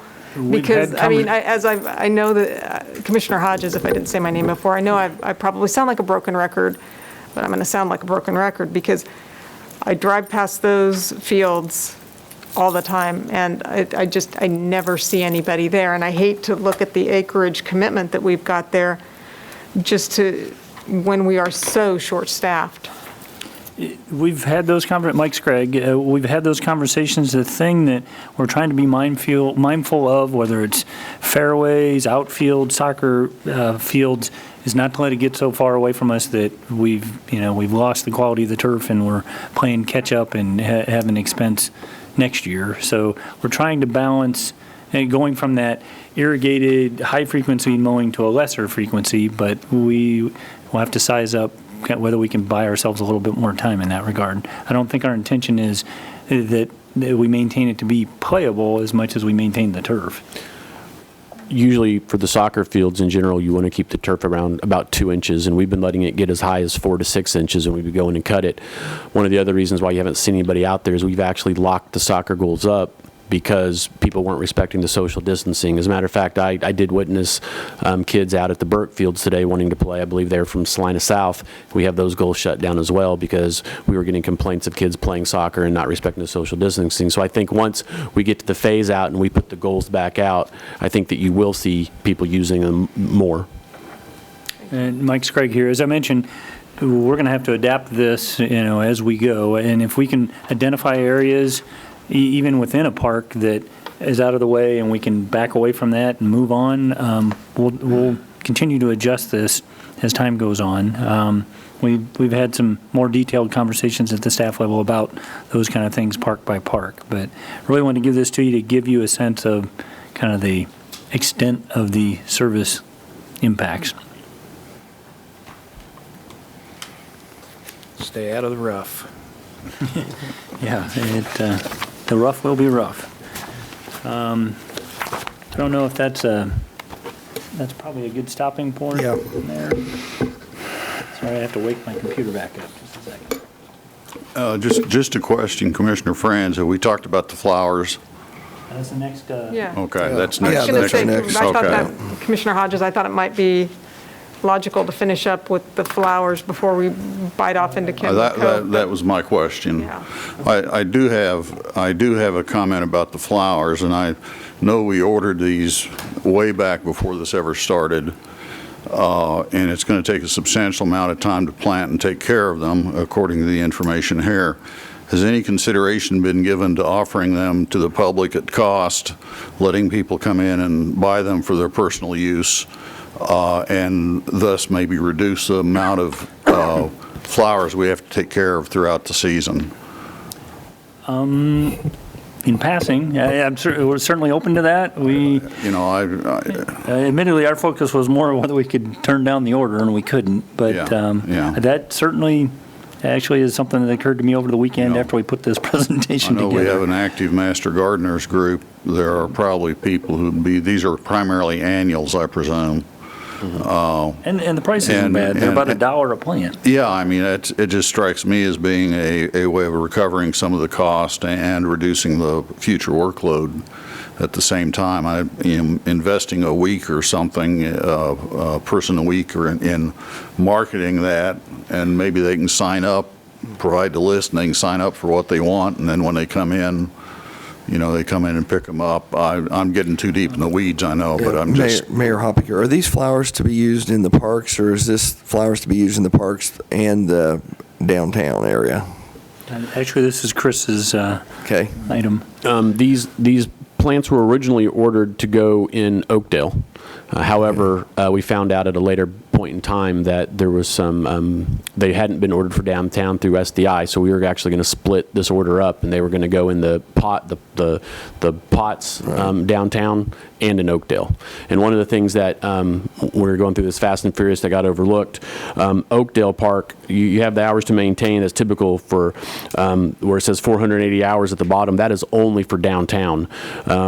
Additionally, there'd be 4 part-time staff at 40 hours a week for 15 weeks, equating to 2,400 hours to take care of Oakdale Park. So it is substantial. I think the more, I hate to make the park look worse, because I do appreciate the flower beds at Oakdale. Typically, I will go there a couple of times a summer just to admire somebody who can keep things like that green, because I certainly can't. But if we can reduce the hours, and even if the flower beds are just mulched, to control weed growth and so on, while they're not planted to flowers, I think we're ahead if we can offload some of this. Mike Sprague, Hodges, I totally agree with where you're coming from, and I think that kind of also speaks to me, this would be a low risk in terms of liability if you had, if you wanted to enlist some volunteer help, but putting this kind of, labor intensity on this, I would like to see other, perhaps some other ideas. And also, frankly, the folks downtown have shown their willingness in the past to adopt planting beds, and they've done a really good job taking care of it. And I would also think it might be good to give them the opportunity to do that again. Here are your plants. Do the best you can in the containers that you've been given, and we cannot step that through this year. Yeah. Mayor Hoppinger, was the portion that you made a comment about ordering for downtown, was SDI to pay for the flowers? Yeah, I wanted to clarify that. Okay. This is Mike Sprague. We have to get star bond proceeds in. We have prioritized expenditures of those proceeds, so there hasn't been enough star bond activity to spin off any proceeds for SDI to have the funding to make the purchase. Okay. So it's not a case of them, not meeting a deadline or not carrying through. We just haven't, the Starbond District hasn't got stood up to support that yet. Commissioner Davis, but just want to make sure that the planters downtown aren't going to be empty. I mean, at some point, people are going to just walk down the sidewalk, even if the hotels and restaurants aren't busy. I'll just stop there. Mike Scragg, unfortunately, this is one of those expectations versus what we've got to work with, decision points. And between Starbond proceeds not being available and where we're at on budget, where we're at on staffing, and we did talk about, was it more appropriate to try to put them in the downtown to spread that benefit down Santa Fe or in Oakdale? And concentrating them at Oakdale, even though it's the big numbers we're talking about, is more efficient than trying to maintain them down Santa Fe. And those pots are irrigated. So I had a little bit of concern about, anybody and everybody being in the plants and planting them. I think there's perennials and they need to be supplemented with annuals. So it started to get a little bit more complicated to do it in the downtown. Aren't the downtown ones irrigated? I know the bigger ones are. The smaller ones are not irrigated. We'd still have to water those. Commissioner Hodges, I would just, and this is just strictly my personal request, I don't know if fellow members of the governing body feel this way, but I would request that you do reach out to Salina Downtown and talk with them about their willingness to solicit sponsors like we've done in the past for planting beds, because the people that got into that really got into it big time. And I think that with all the investments we've made downtown, I think the people that own businesses and work and live there also want to make that investment back, and they have every reason to want to make downtown look as beautiful as possible.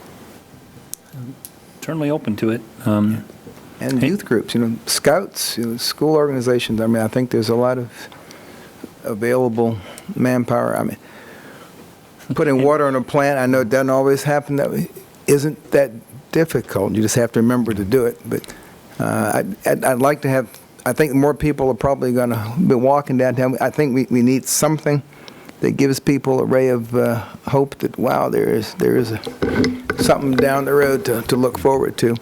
It may be a real long road, but to at least have something pretty that people can walk up and down and enjoy. Commissioner Franz, not to belabor the point, but I do think the fact that in some of the large planter boxes downtown there are buried irrigation systems does bring that to a different level of concern, because if it was me, I'd probably be weeding and cut an irrigation line, and then we've lost all the benefit in 5 minutes because somebody's going to have to come fix it. I was thinking of the smaller planters that we have out there. The smaller planters I don't have an issue with, but I think with the big planters, we could do those, I think it is, maybe we can do something less intense, do something with, an attractive mulch, if there is such a thing, that where it minimizes the care. But I think there is a concern, rightfully so, on having, I don't want to say just anybody, but having somebody who doesn't understand the consequences of hacking into an irrigation system. Yeah. Not to drag this portion on, but I would I guess ask that we give guidance to the Parks Department to reach out to SDI to see if they would discuss it with their board, if they'd have an interest, and perhaps give them an idea of what would be available to be planted and would not constitute a problem with the irrigation systems. So and if I could add one thing to that. And if I can piggyback on that really quickly, Mayor Hoppick, SDIs, I know you're aware, has a halftime downtown aesthetic technician. I think that person's been furloughed because of the. Oh, I see. Yeah, I was going to say, because if you could designate like one person that could take responsibility for an irrigated bed, but I understand that if that's not the case. So, Mike Scragg, if I could add one clarification, the thing that would be most helpful with that approach is if we're kind of able to make a pretty clean handoff versus, we, as Chris said, We just, the people that might be able to support them are going to be on mowers. We're not in a position Exactly. to I believe it is a handoff. It's here you go, SDI or downtown, and it's up to them to put together the merchants or the individuals downtown that are going to plan and be responsible for the planners. I think we can. I think they can make staff, that I'd be happen. happy.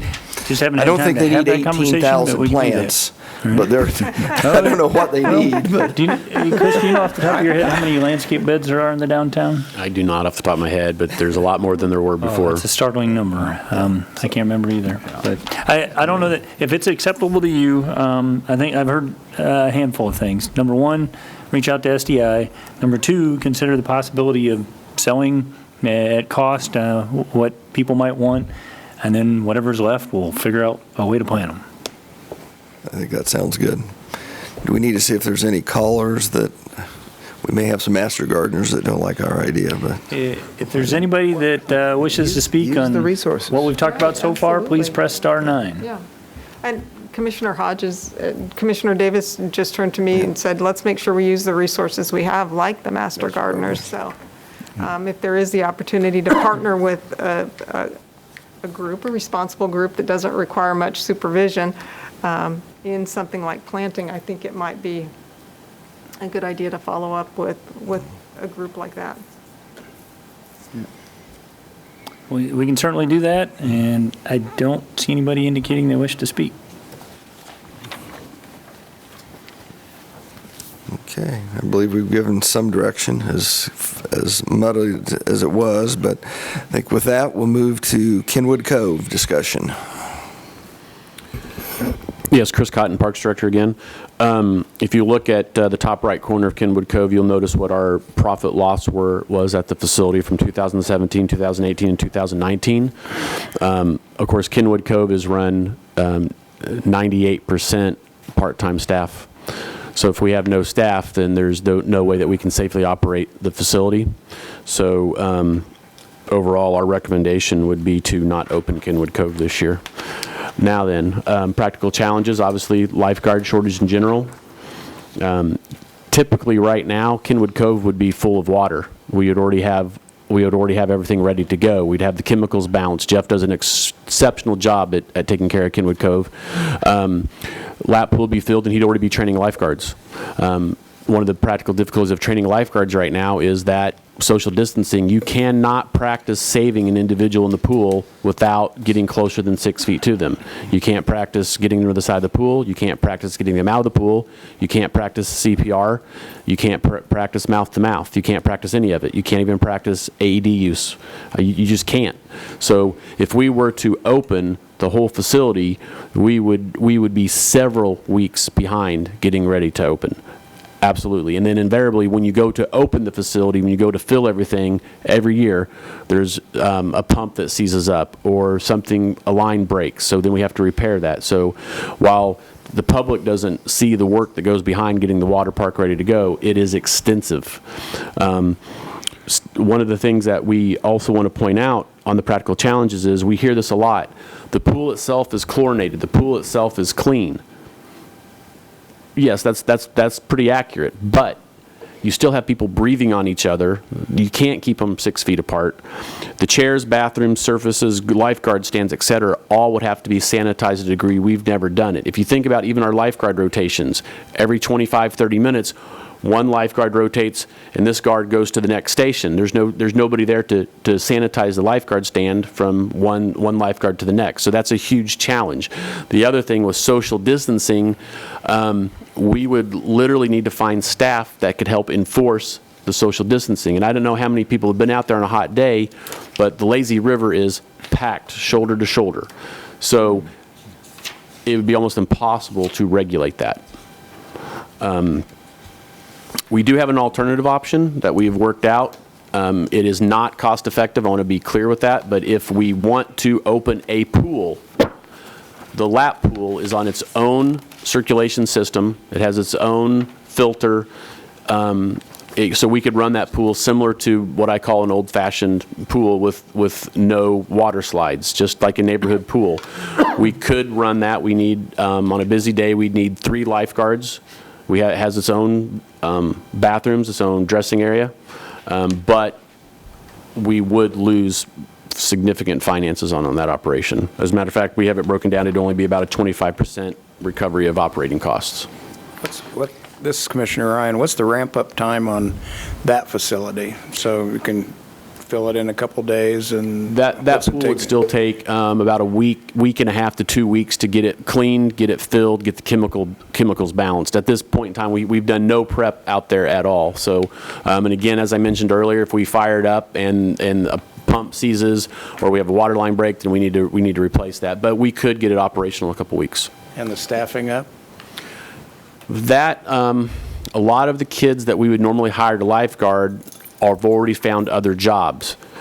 Jeff would be relying on lifeguards that were currently trained from last season. Their certification has a 2 to 3 year opportunity to have to be retrained. He would have to find guards that are currently certified to get it open in a timely manner, because right now we don't have anybody trained. We don't have any water to train anybody on. So it would still be several weeks. I can't give you an exact date. We got to get it filled, then we got to get remedial training in, then we can open. But we don't know. We don't have a timeline, sir. Mike Scragg, if I could add a couple things.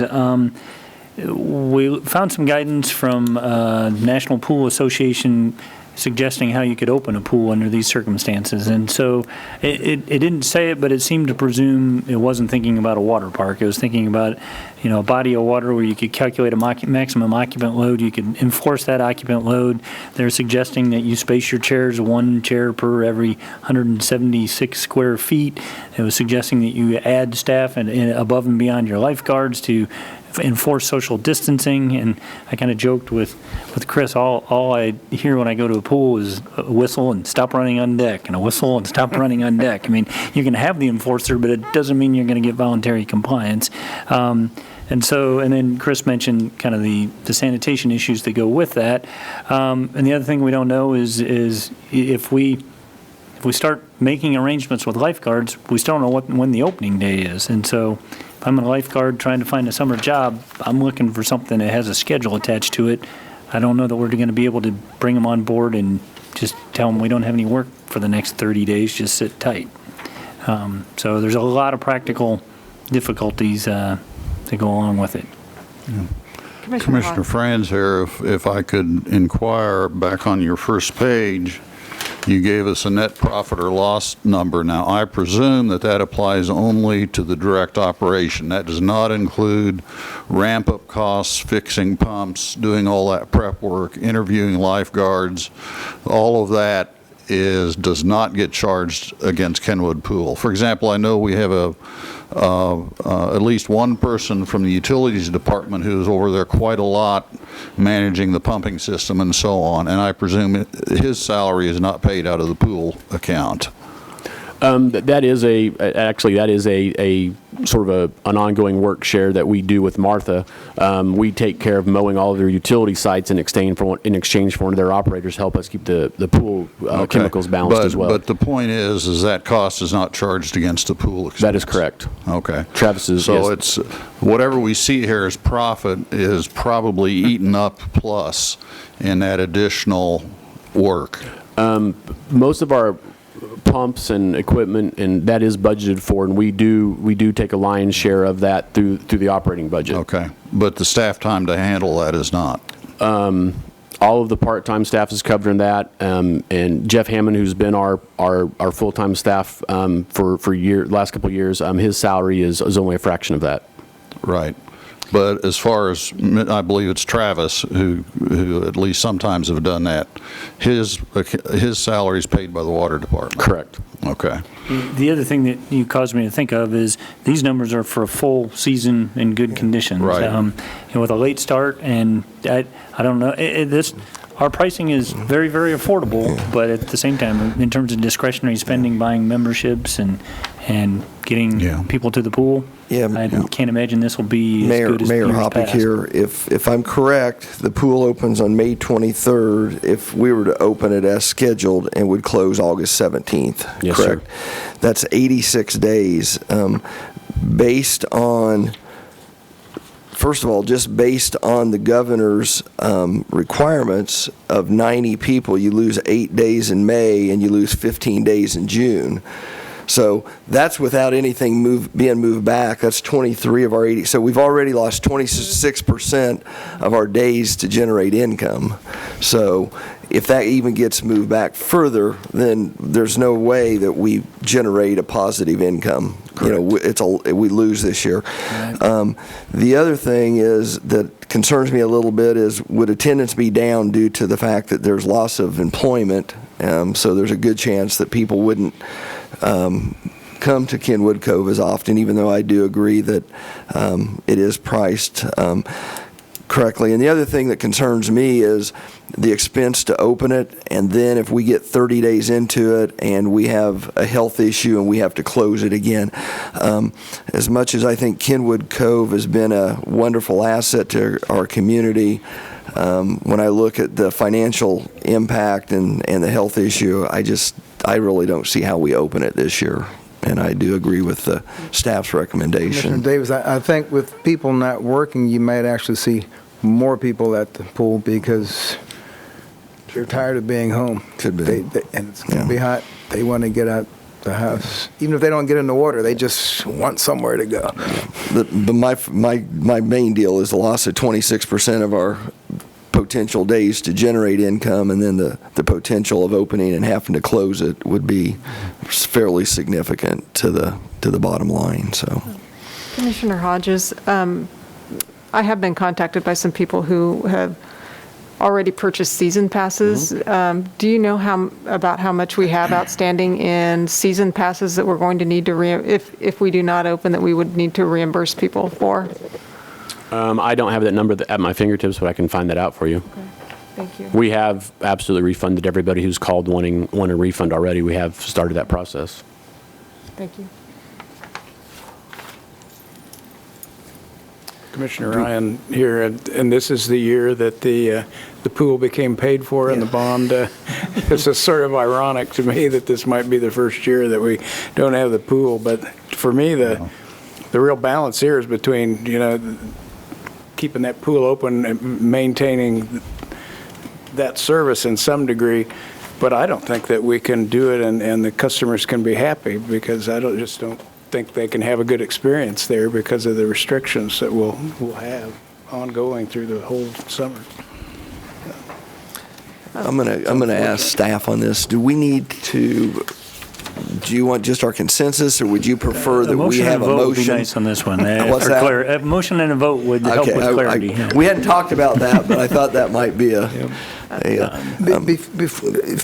Commissioner Davis, since it does say alternative option, one that it's an old-fashioned throwback one, but in big cities, you get the fire hydrant, you put a spray on it. I mean, you use water, but otherwise it's a very inexpensive way to cool off, have fun, and you still have the issue of primarily little kids, and you're not going to keep them 6 feet apart probably, but it's something to beat the heat. It's fun. Mike Scragg, I'm remiss in not saying it. We have talked about opening the spray grounds. Yeah, I was going to say, we have splash parks. That was going to be my next question. Yeah. So our intention Commissioner is, Hodges, so when the the rules allow intention- and everything else allows, we would try to open the spray grounds. The spray parks, okay.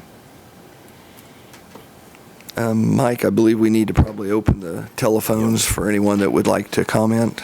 Anybody who wishes to speak on Kenwood Cove, please press *9.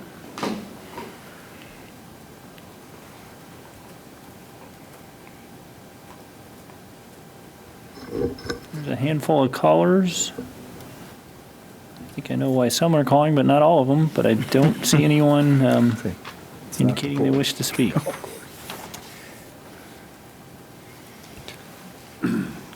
Okay, in light of this topic and the delay, we might give it just a little bit longer. But if anyone wishes to speak, please press *9.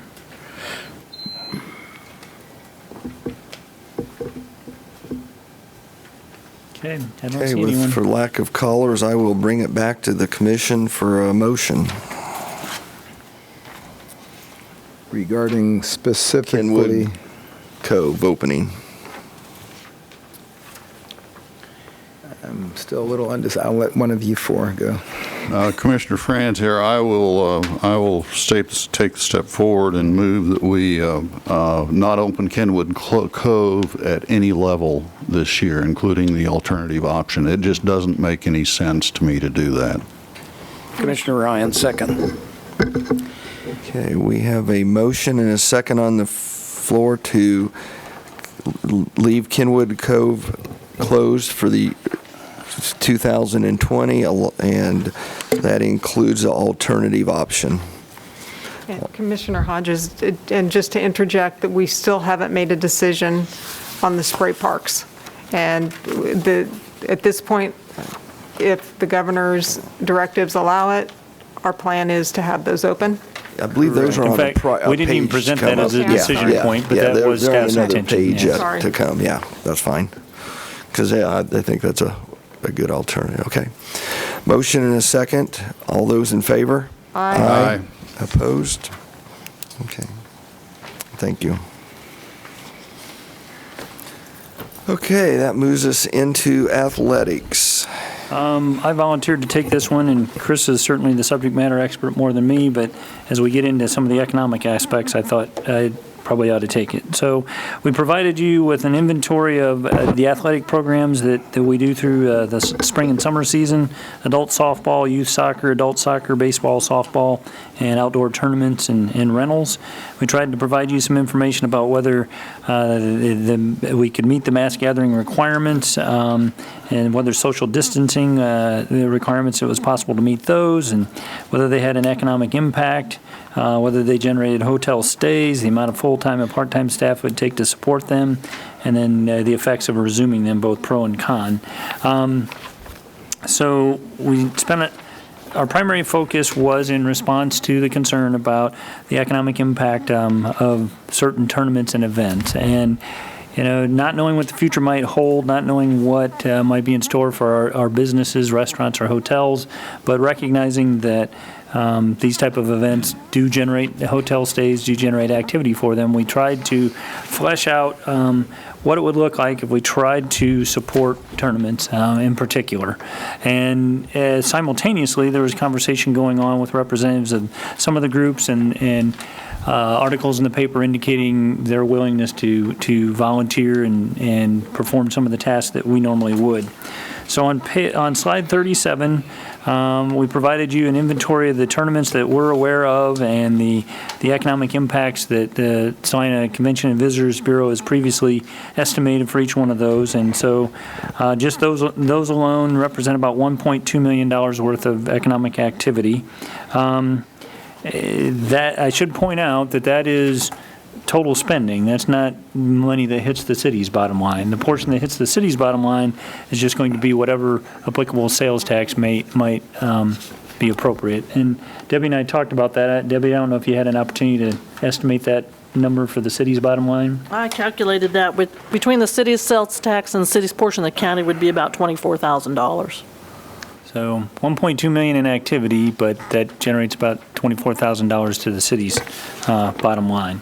So we'll get into it in a little bit, but at the point that we figured out or tried to itemize what might be practical for the city to do and what might be practical for volunteers to do, if you have the fields prepared in some fashion for tournaments, then they're pretty much ready to go for leagues if leagues wanted to put forth the same amount of effort. So we provided some information there about leagues as well and what the typical season looks like, the number of players and coaches that are involved, and when you factor in all the age groups and the number of games, it's about 570 games in a season and about 1,725 participants when you count coaches and players.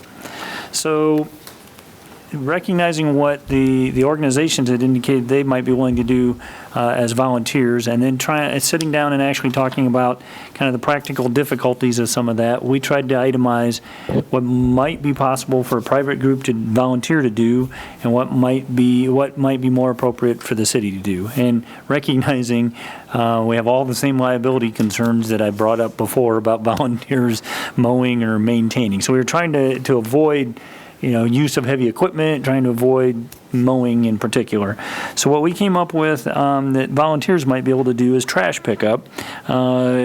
We said pre-play, whether that's pre-league game or pre-tournament, while the event's going on and after the event is over. Bathroom cleaning and emptying the trash. Dragging and grooming the fields, that initial prep before, say, a tournament or a league, and then if it needs to be done between games. Lining batters' boxes, putting the circles around the mounds for softball, and laying out baselines. Scorekeeping, we typically hire the scorekeepers as part-time staff. There's a parenthetical there about they could do it manually, or we would have to think about a deposit for the control units. The units that control the scoreboards are $1,200 a piece, so they are a little bit pricey, so manual scorekeeping might be the more appropriate way to go. Umpires, arranging for them and paying them. Scheduling the leagues and the tournaments. Providing insurance. They've indicated they carry insurance that they could provide to us, which helps considerably in terms of that liability concern again. Registration for the league or the tournament, and then background checks. I don't know that from the city's perspective, if we hand off the event and it's just a facility rental, I don't know that we have to have background checks, but just that's something that we do currently. It's very labor intensive for us, and just wanted to at least list that if anybody were going to do it in this scenario, it would be on them, not on the city. The next slide is what we thought the city could do, and it represents an added expense, and we'll get to that in a minute. But the preseason field prep, leveling out, the low spots and water damage and that type of thing, and preparation of the mounds and batters' boxes to kick the season off. I think we could supply some of the items that they would need to then manually and on a volunteer basis prep the fields. Drag mats as an item that you can drag behind a piece of equipment, and it helps level out the field. Rakes, shovels, the chalk machine, hoses. Chalk itself, it needs to be stored. It can't just be set outside, so we thought that we could supply the chalk at cost and keep it in our storage and make it available to them. If we went the deposit route, we could supply the scoring control units. There is need for on-site troubleshooting as an irrigation system acts up, a light, the ball field lights act up, whatever the case may be. So we dedicate a staff person to a tournament each day or leagues. So we thought that wasn't something we could turn over to volunteers to figure out our ball field lights, as an example. So it felt like we needed to continue to provide that service. The lights themselves, just the use of them. Mowing and trimming and spraying the weeds.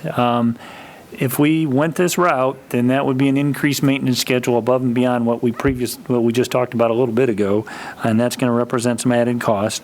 Watering the fields when needed for playability. They may not be as lush and green as usual, but as needed. Repairing the fields, washouts, that type of thing that might occur through the season. Opening and closing the fields, meeting someone there at the outset of a tournament and wrapping things up at the end.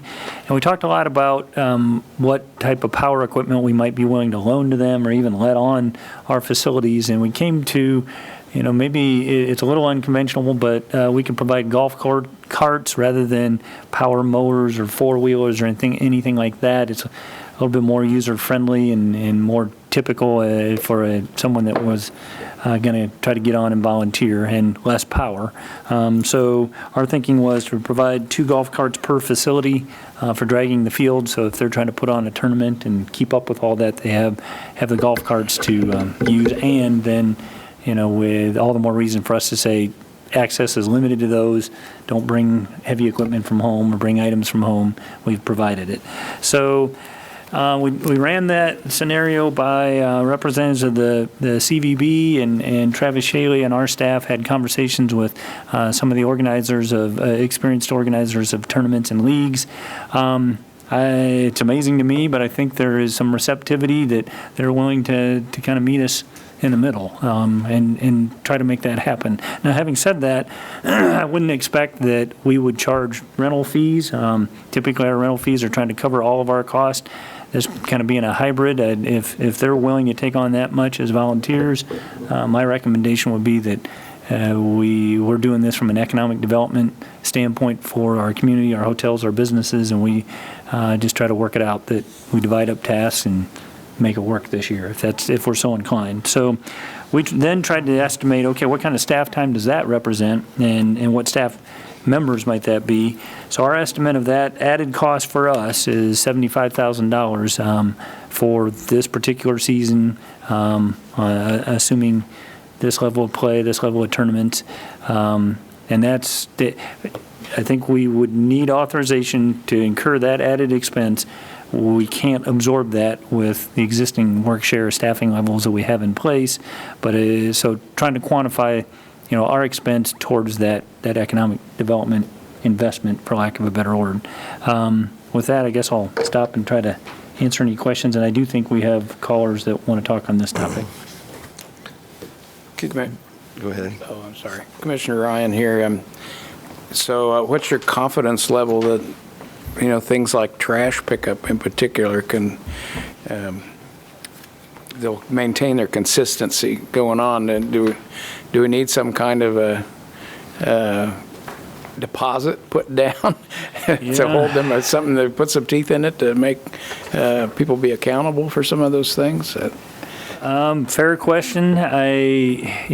Part of this, I guess where I'm coming from is the expectations. If we can clearly divide up the responsibilities and we can clearly communicate that, and I was thinking signage at the facilities that indicate that due to the financial impacts of the coronavirus pandemic, we appreciate all the volunteers are doing for the following, so that if someone from out of town comes in and has an issue with trash pickup, hopefully their expectations adjusted a little bit, that Salina is trying to pull together and make the most of it.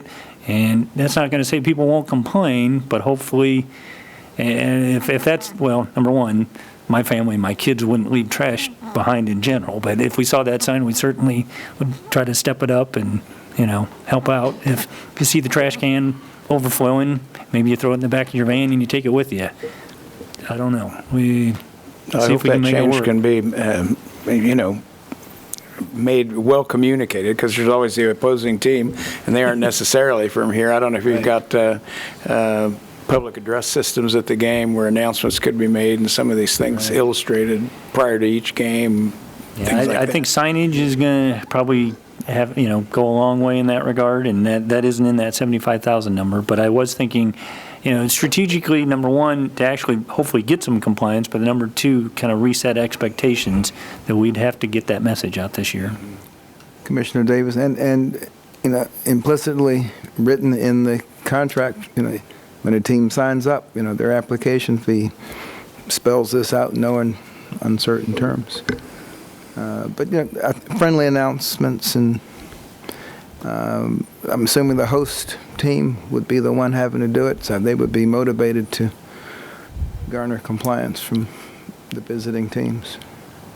Yeah, Mike Scragg here. And more broadly, we are trying to be innovative. So in so many places across the organization, it admittedly is already overwhelming, just day to day. Well, what are we going to do about this? And this is not going to be seamless. I recognize that, and I hope you do too. But these groups are very motivated to try to make it work, and I'm motivated to try to meet them in the middle.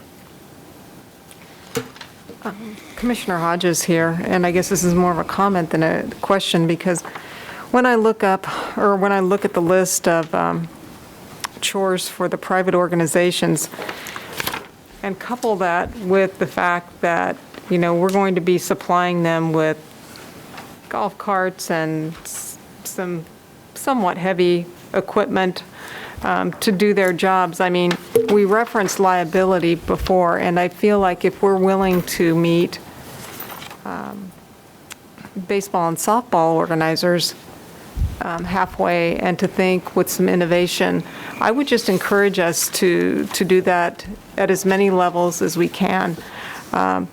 Because I look at this and I think I don't want us to just cherry pick our liability, because there's plenty of things to be liable for on this list.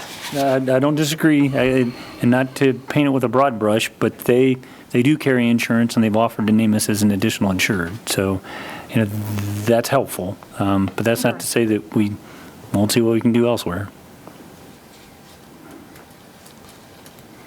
Commissioner Franz here. I look at this on kind of two levels, and number one is the public health aspect. And if it was today, I would in no way say we're going to do a tournament and invite Dodge City. That's like a direct inoculation of the virus into our community. I don't care how many meals they eat or how many hotel days they have. That is a problem now. Now, will that be a problem when this starts? And I don't know what the start date is. It might still be a problem in 6 weeks. So I think we have to, if we're going to do this, we're going to go down this road, we need to decide at what point do we say, time out, stop, this isn't going to work. And of course, that involves pre-planning on the participants' part. You know, I think that health aspect is one that we cannot ignore. And again, as the city manager said earlier, I think a lot of folks are looking at this phase-in plan as this is the way it's going to be. We're not sure, and I, for one, am uncomfortable with making that assumption and saying we're going to do this. The second level of my concern has to do with the fiscal condition, our financial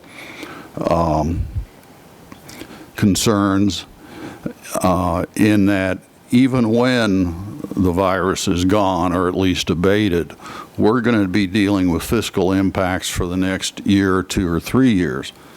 And, you know, I think it's important that we look at our core services and try to restore those before we do the kind of ancillary quality of life things that make us feel good about the community. You know, I have an issue, to be honest with you, of spending $75,000 on baseball when we have 40 police personnel on reduced schedules, or you could pick any other department. You know, because those are pretty core services, you know, and we need to be able to return to that level as soon as we can. And the more of this sort of thing we do, the less, the more delayed that other response is going to be. So I have a real, on the other hand, I recognize people want to get out. This is a really positive thing for our community at many levels. But I just have trouble balancing, you know, all of those conflicts. I have a real problem with the financial priorities. This is Commissioner Davis, and I've been making notes, but if we could just think this through out loud. And again, all of this is predicated on the fact that from a health perspective, it's reasonable to proceed. And that may be an 11th hour decision, 3 days before the tournament. But if we were to magically improve from the health perspective and we wanted to jumpstart the local economy, I'm hesitant to compare it to what the federal government's doing, but if we said, okay, the city's donation to our local economy is $75,000. Businesses, here it is, spend it the way you can. You know, we only get $24,000 at the $1.2 million, but you've got businesses that are open selling stuff. You've got people working, so they're generating their income and they're feeling good about themselves. The more businesses that are open, the more folks who aren't even connected with the tournament will start buying stuff. So it's sort of the chicken or the egg. How do you get those policemen back? Well, you have to generate the sales tax, the absence of which is the reason they're not there to begin with. So somewhere, somebody has to get the ball rolling. Commissioner Franz here, and I'm not going to disagree, but 1.2 million in terms of our total economy is pretty insignificant. It's small, I would guess.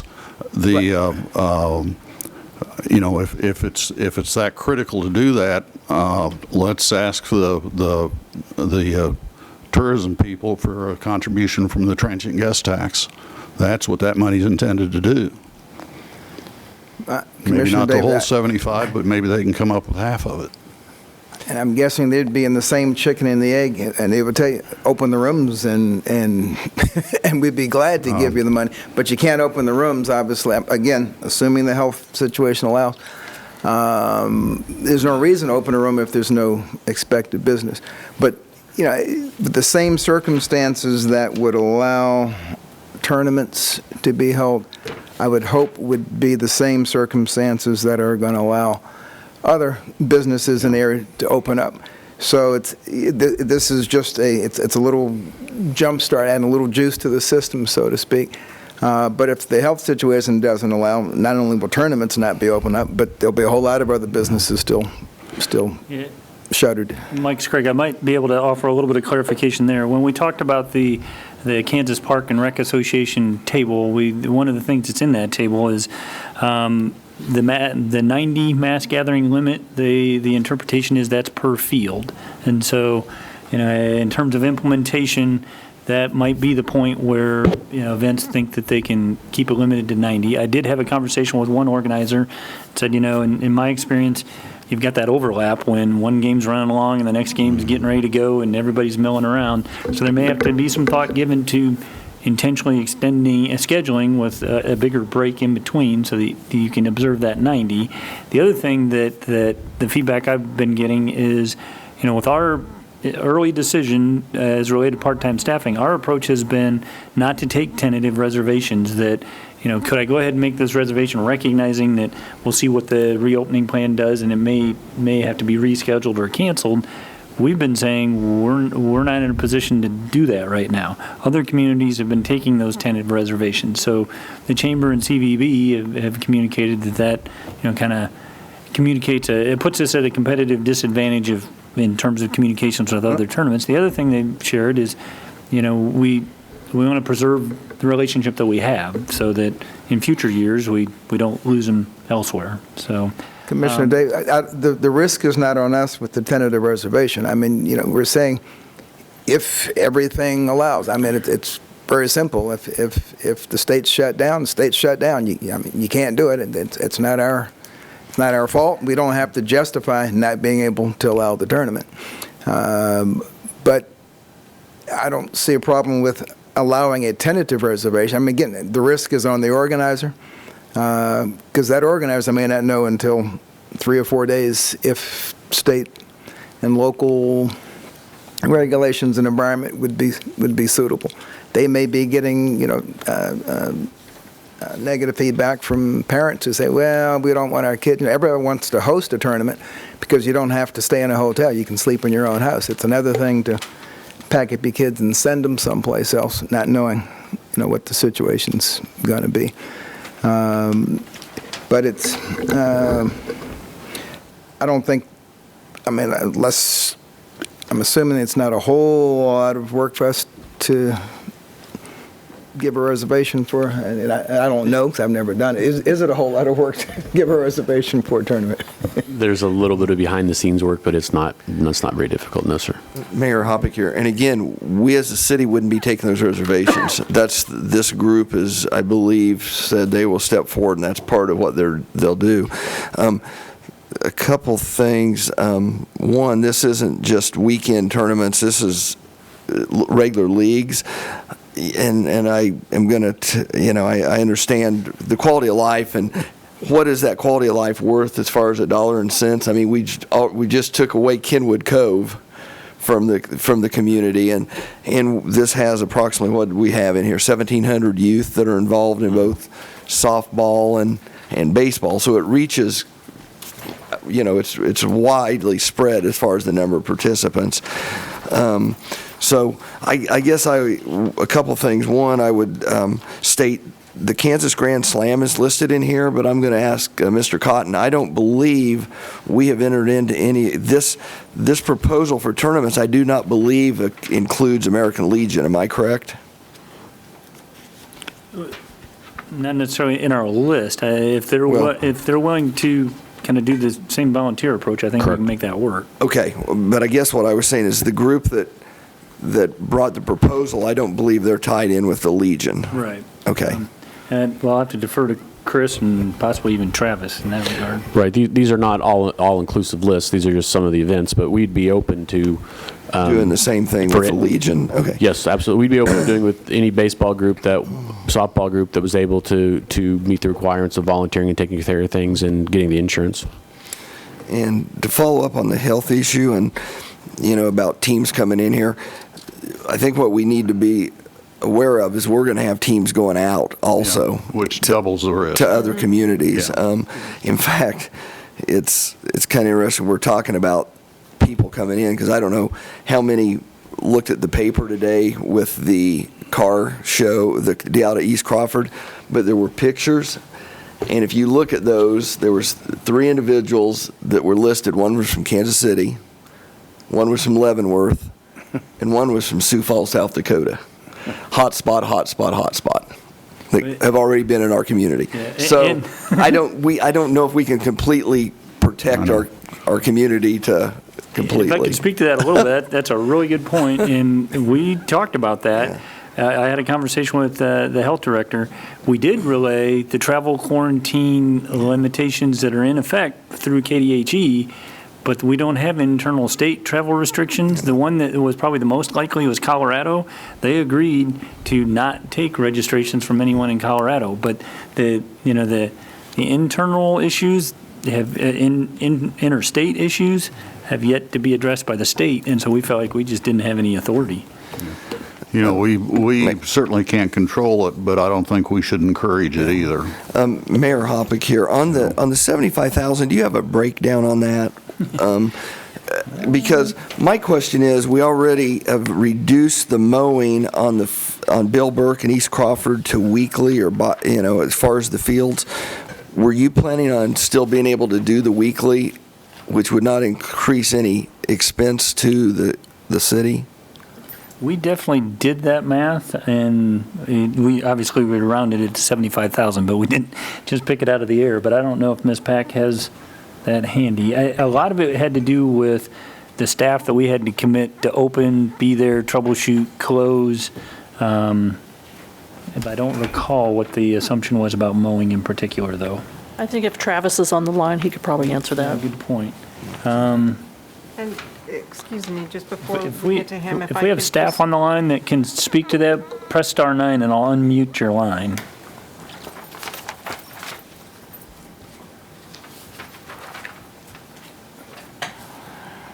While we're waiting to see if he's available, I just looked back at our Kenwood Cove with our alternative option.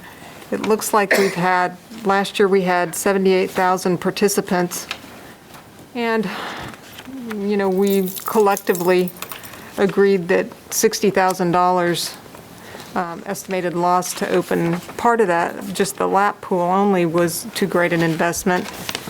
And here we are talking about 1,725 players and coaches at $75,000. So, I mean, it ultimately, each of us is going to bring our own perspective to the table in terms of what is safe, what's a good investment for quality of life and keeping people, active and healthy and outdoors. But I just wanted to point that out, that for consistency's sake, we made that previous decision. Of course, that was 78,000, and that's multiple people Right, going it's multiple times. users, So right. if you took this times the number, if you took 1,750 people, Right. or 1,500 kids times However many 10 games, you each got were, you get 100. So what? And Mike Scraggy, the pressure I was feeling to inject that into this conversation was that economic development argument. Not only is there that inconsistency, but we're going to have soccer as well.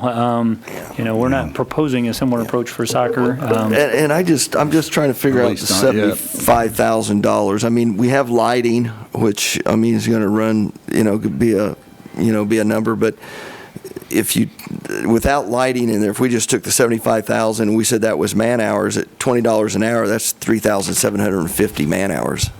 Seems like a lot of additional hours. And that $75,000 also allows us to bring back those recreation staff to handle those duties that are currently furloughed. That's one of the things that we looked at. And what was that? The staff that would be doing this, increase recreation staffing levels, that would allow us to bring back several of our employees that have not been working. They would be the ones that performed all these duties. I know there was weed eating. There may have been an added cycle of mowing. Additional cycle of mowing, weed eating, leveling the fields, striping the fields, doing all the more intensive thing that we need. But that's what the other group has said they will do. They said they'll stripe the fields. They'll take care of the batter's boxes. I think he's referring to the getting it ready at the beginning of the season. There's a lot of initial prep work that has not been done so far this year. There's holes in the batter's boxes, the mounds need to be addressed, and just, Right. I mean, Okay. at the baseball fields, there's a lot of things that we have not done. Chris, I don't see them. I know they're all in the war room waiting for the call. You happen to know the number? It's just the parks. I got about 6 different city lines on here.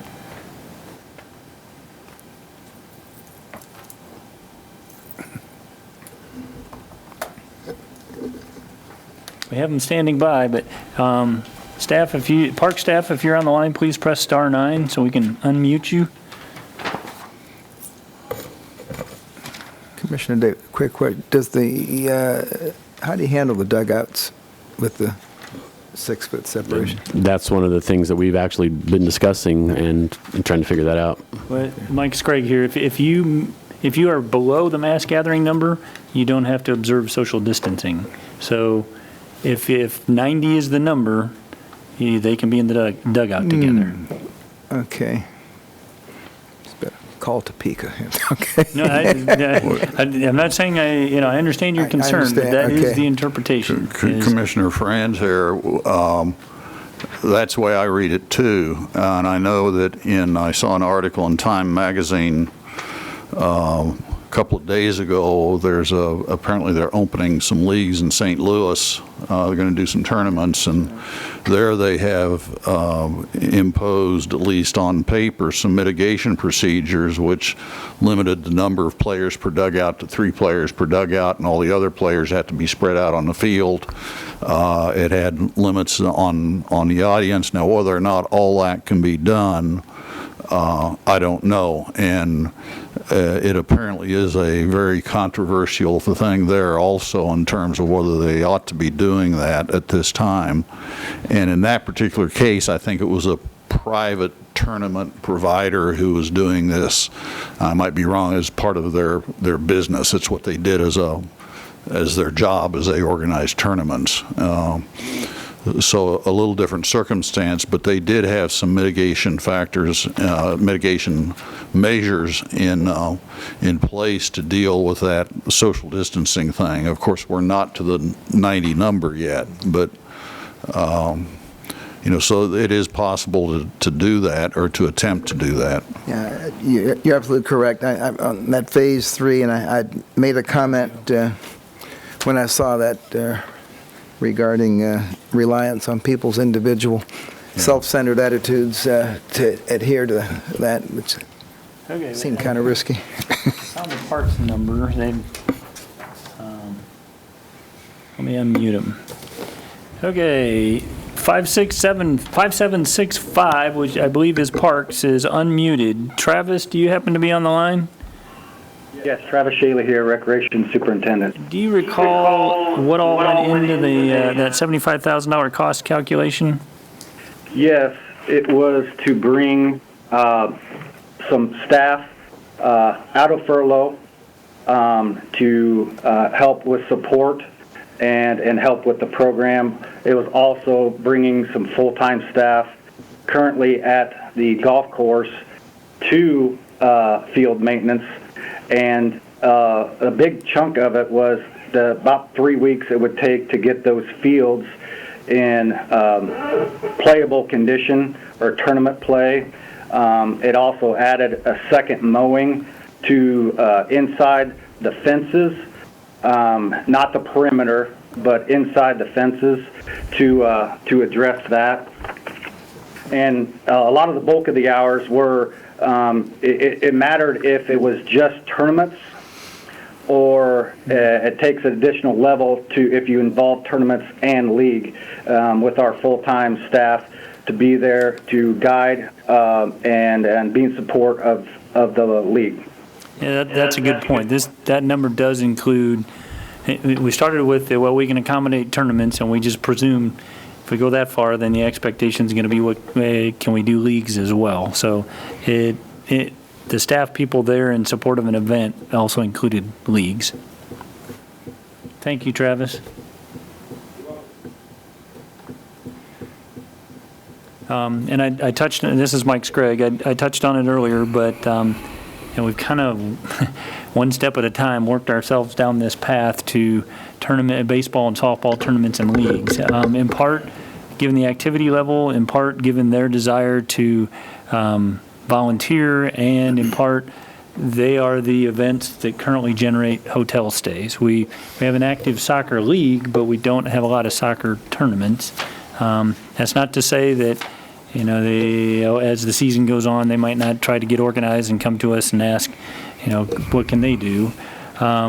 If more than anything, that's probably a mowing schedule question. But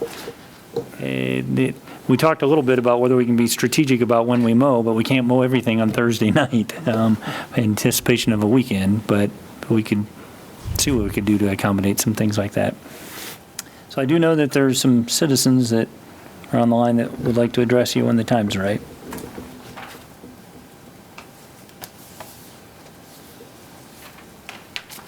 I guess one of my, excuse me, Mayor Hoppick, one of my questions would be, can we get by with just mowing the fields weekly? I guess that would be. Yeah, we talked about that, Mike Scragg again, we talked about that quite a bit and just felt like, quality of play and two concerns. Even if we tried to get by, you still have the volunteers motivated to bring their own lawnmowers and mow it more frequently. And we wanted to keep mowing a city responsibility. But you won't have many triples that way. Might have more. Everything will be in front of the outfield. The grass on the fields right now is, while it is being mowed, it has not been mowed to the standards that we would need for play. We have a lot of clumping on there now. Travis does indicate they wouldn't be necessarily pristine condition. I mean, you could play on them, but the fields are going to be very slow. And as Mike mentioned, we can't mow everything on Thursday night. There's just too many fields. Okay, any other questions before we open it up to phone calls? Okay, Mike, you want to see if there's... Sure. Lauren Fisher, you're unmuted.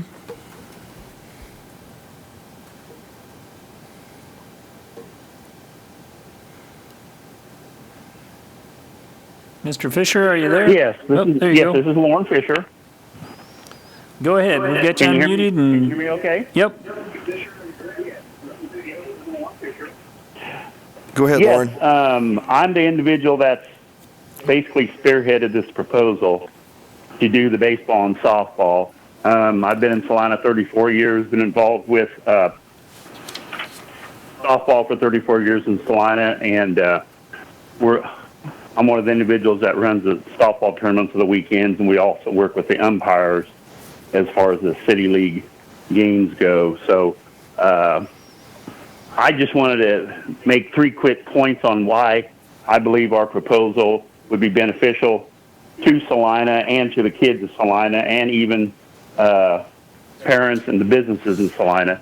And three quick things.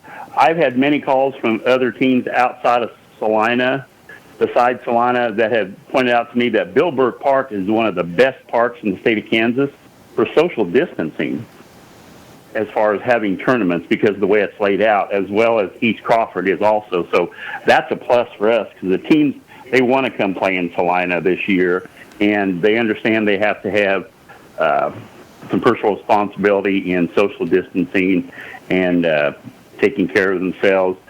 And our facilities are excellent for that. And so that's one of the reasons the teams want to come play with us. Two, again, the teams want to come, and when they come, they'll be spending money in Salina. Whether it may be on the weekends with tournaments, obviously you've seen numbers from the Chamber of Commerce on what we've generated in the past. And in particular, the one weekend we have a softball tournament. It is the largest softball tournament in the state of Kansas.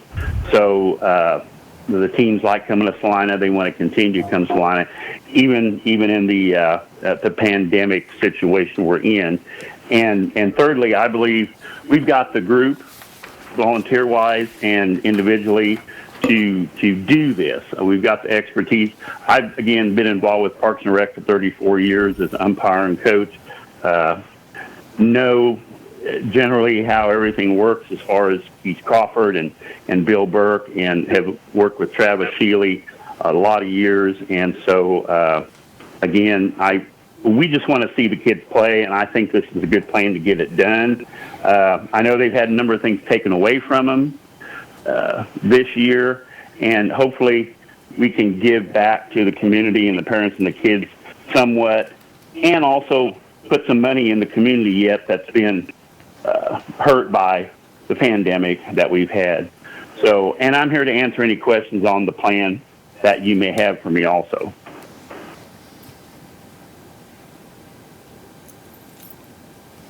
Any questions for Lauren?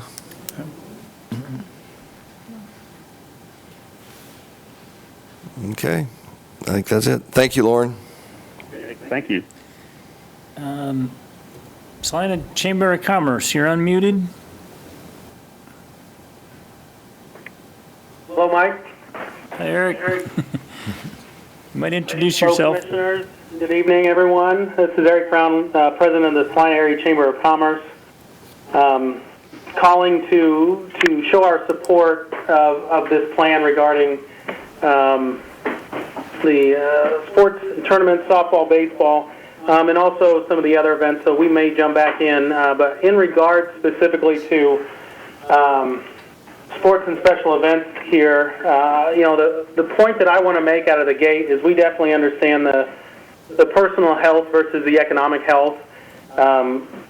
You can't have one without the other, as we're seeing right now with the stay-at-home order and what that has done to our local economy and to the state economy, the national economy, et cetera.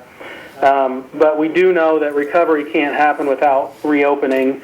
To some of the points here that we want to speak to, I think a lot has been covered. That recovery, while $1.2 million isn't a tremendous amount in regards to the local economy, I will tell you that to the folks that it affects, the hoteliers, the restaurants, convenience stores, the attractions, transportation, even. I mean, being stay at home and having folks unemployed for a month, they would gladly take those dollars in at that level. And so that's really what these events. This is, again, no one has kind of mentioned that at this point, this is the only organization, private organization, through Lauren's activities and Chuck Vogel and IFA, that are stepping up to take on the risk and have the insurance and have the ability to run these tournaments. And the other point that hasn't been made is this isn't just for traveling teams. This is for every kid in the city of Salina, in Saline County, that wants to play ball and that has that opportunity. Obviously, this all predicates on what happens with Governor Kelly's model and how the state does. But there are some numbers that came out today that were updated from Saline County. As of right now, there was 692 negative tests. There is 717 total, 717 total. That includes the 21 positive and 4 probable. If you do that math, also the website lists there's 8 hospitalizations. So hospitalizations and 717 different tests, you come out to 1.1%. So there's definitely, as a county, we feel like we're doing very well. And the other point I'll make about that is when you're talking about folks from Sioux Falls or you're talking about folks from across the state, those folks are already in our community on the weekends. If you go to any of the retailers, the box stores on the south end of town, and drive through that parking lot, it's not only Saline County cars. There's a lot of cars from neighboring communities, neighboring counties, cars that are from Kansas City. So that's happening already. And so that's really, when you're also looking at the peer communities, that was mentioned earlier. We did around and talk to Lauren and talk to others. Hayes, for example, all their rec leagues and tournaments are a go. Hutch, the same. Great Bend, very similar. Wichita, very similar. Concordia made that announcement last Wednesday that they're going to run leagues as well around softball, baseball. So, again, it all predicates on what happens with the governor. But, that's really what we are supporting just because that there's dollars that come into this community at a time when our employers and our businesses need it the most. So that's really wanted to make. And the other piece that I wanted to speak to is the support from Visit Salina, the Travel and Tourism Division of the Chamber, with helping with volunteer recruitment. We've done that. We will continue to do that. Any of the equipment that we have, whether that's anything from our trailer to tents to signage, coolers to cones, operational equipment to make these tournaments and leagues work, we're ready and willing to do that. So, we hope that the $24,000 in sales tax that could potentially come in, mirror that, or you weigh that against the millions of dollars in economic impact that goes to our local businesses that shot in the arm. And, with Mr. Patel calling in 2 weeks in a row and having requests around water utilities, I think having a baseball tournament for 4 days or 2 days, whatever it may be, and having some of those rooms filled would go a long way for him as well.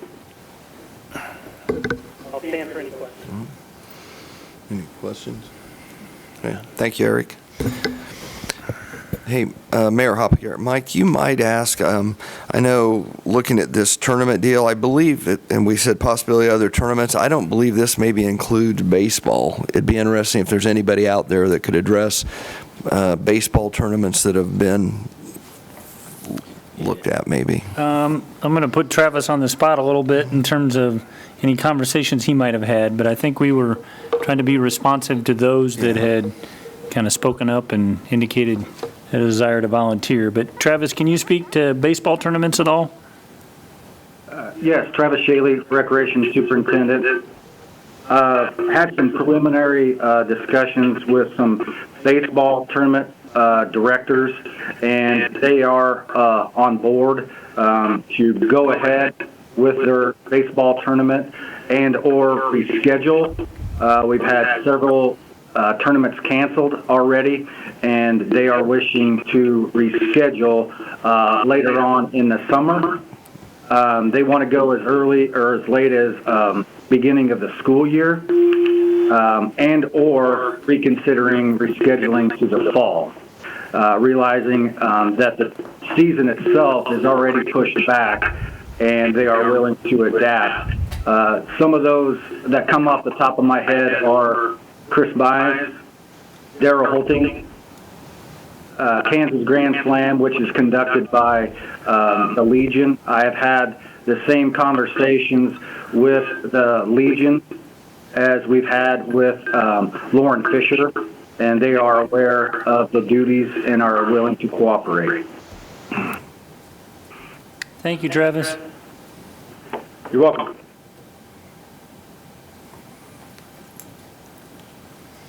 Okay, do we have any other phone calls? If anyone else wishes to speak on this topic, please press star 9.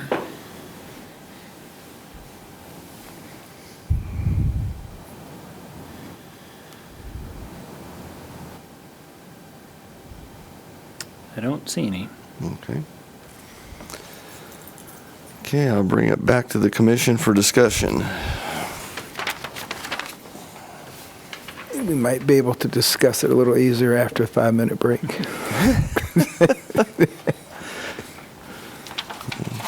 Okay. Unless it's going to be a short discussion. Is the mayor looking for a motion on this? Well, a motion or further discussion, either way. Mayor Hoppegardt, I would move that we accept the staff's recommendation as to tournaments, leagues, and camps. Okay. Commissioner Davis, second. Question to the motion maker.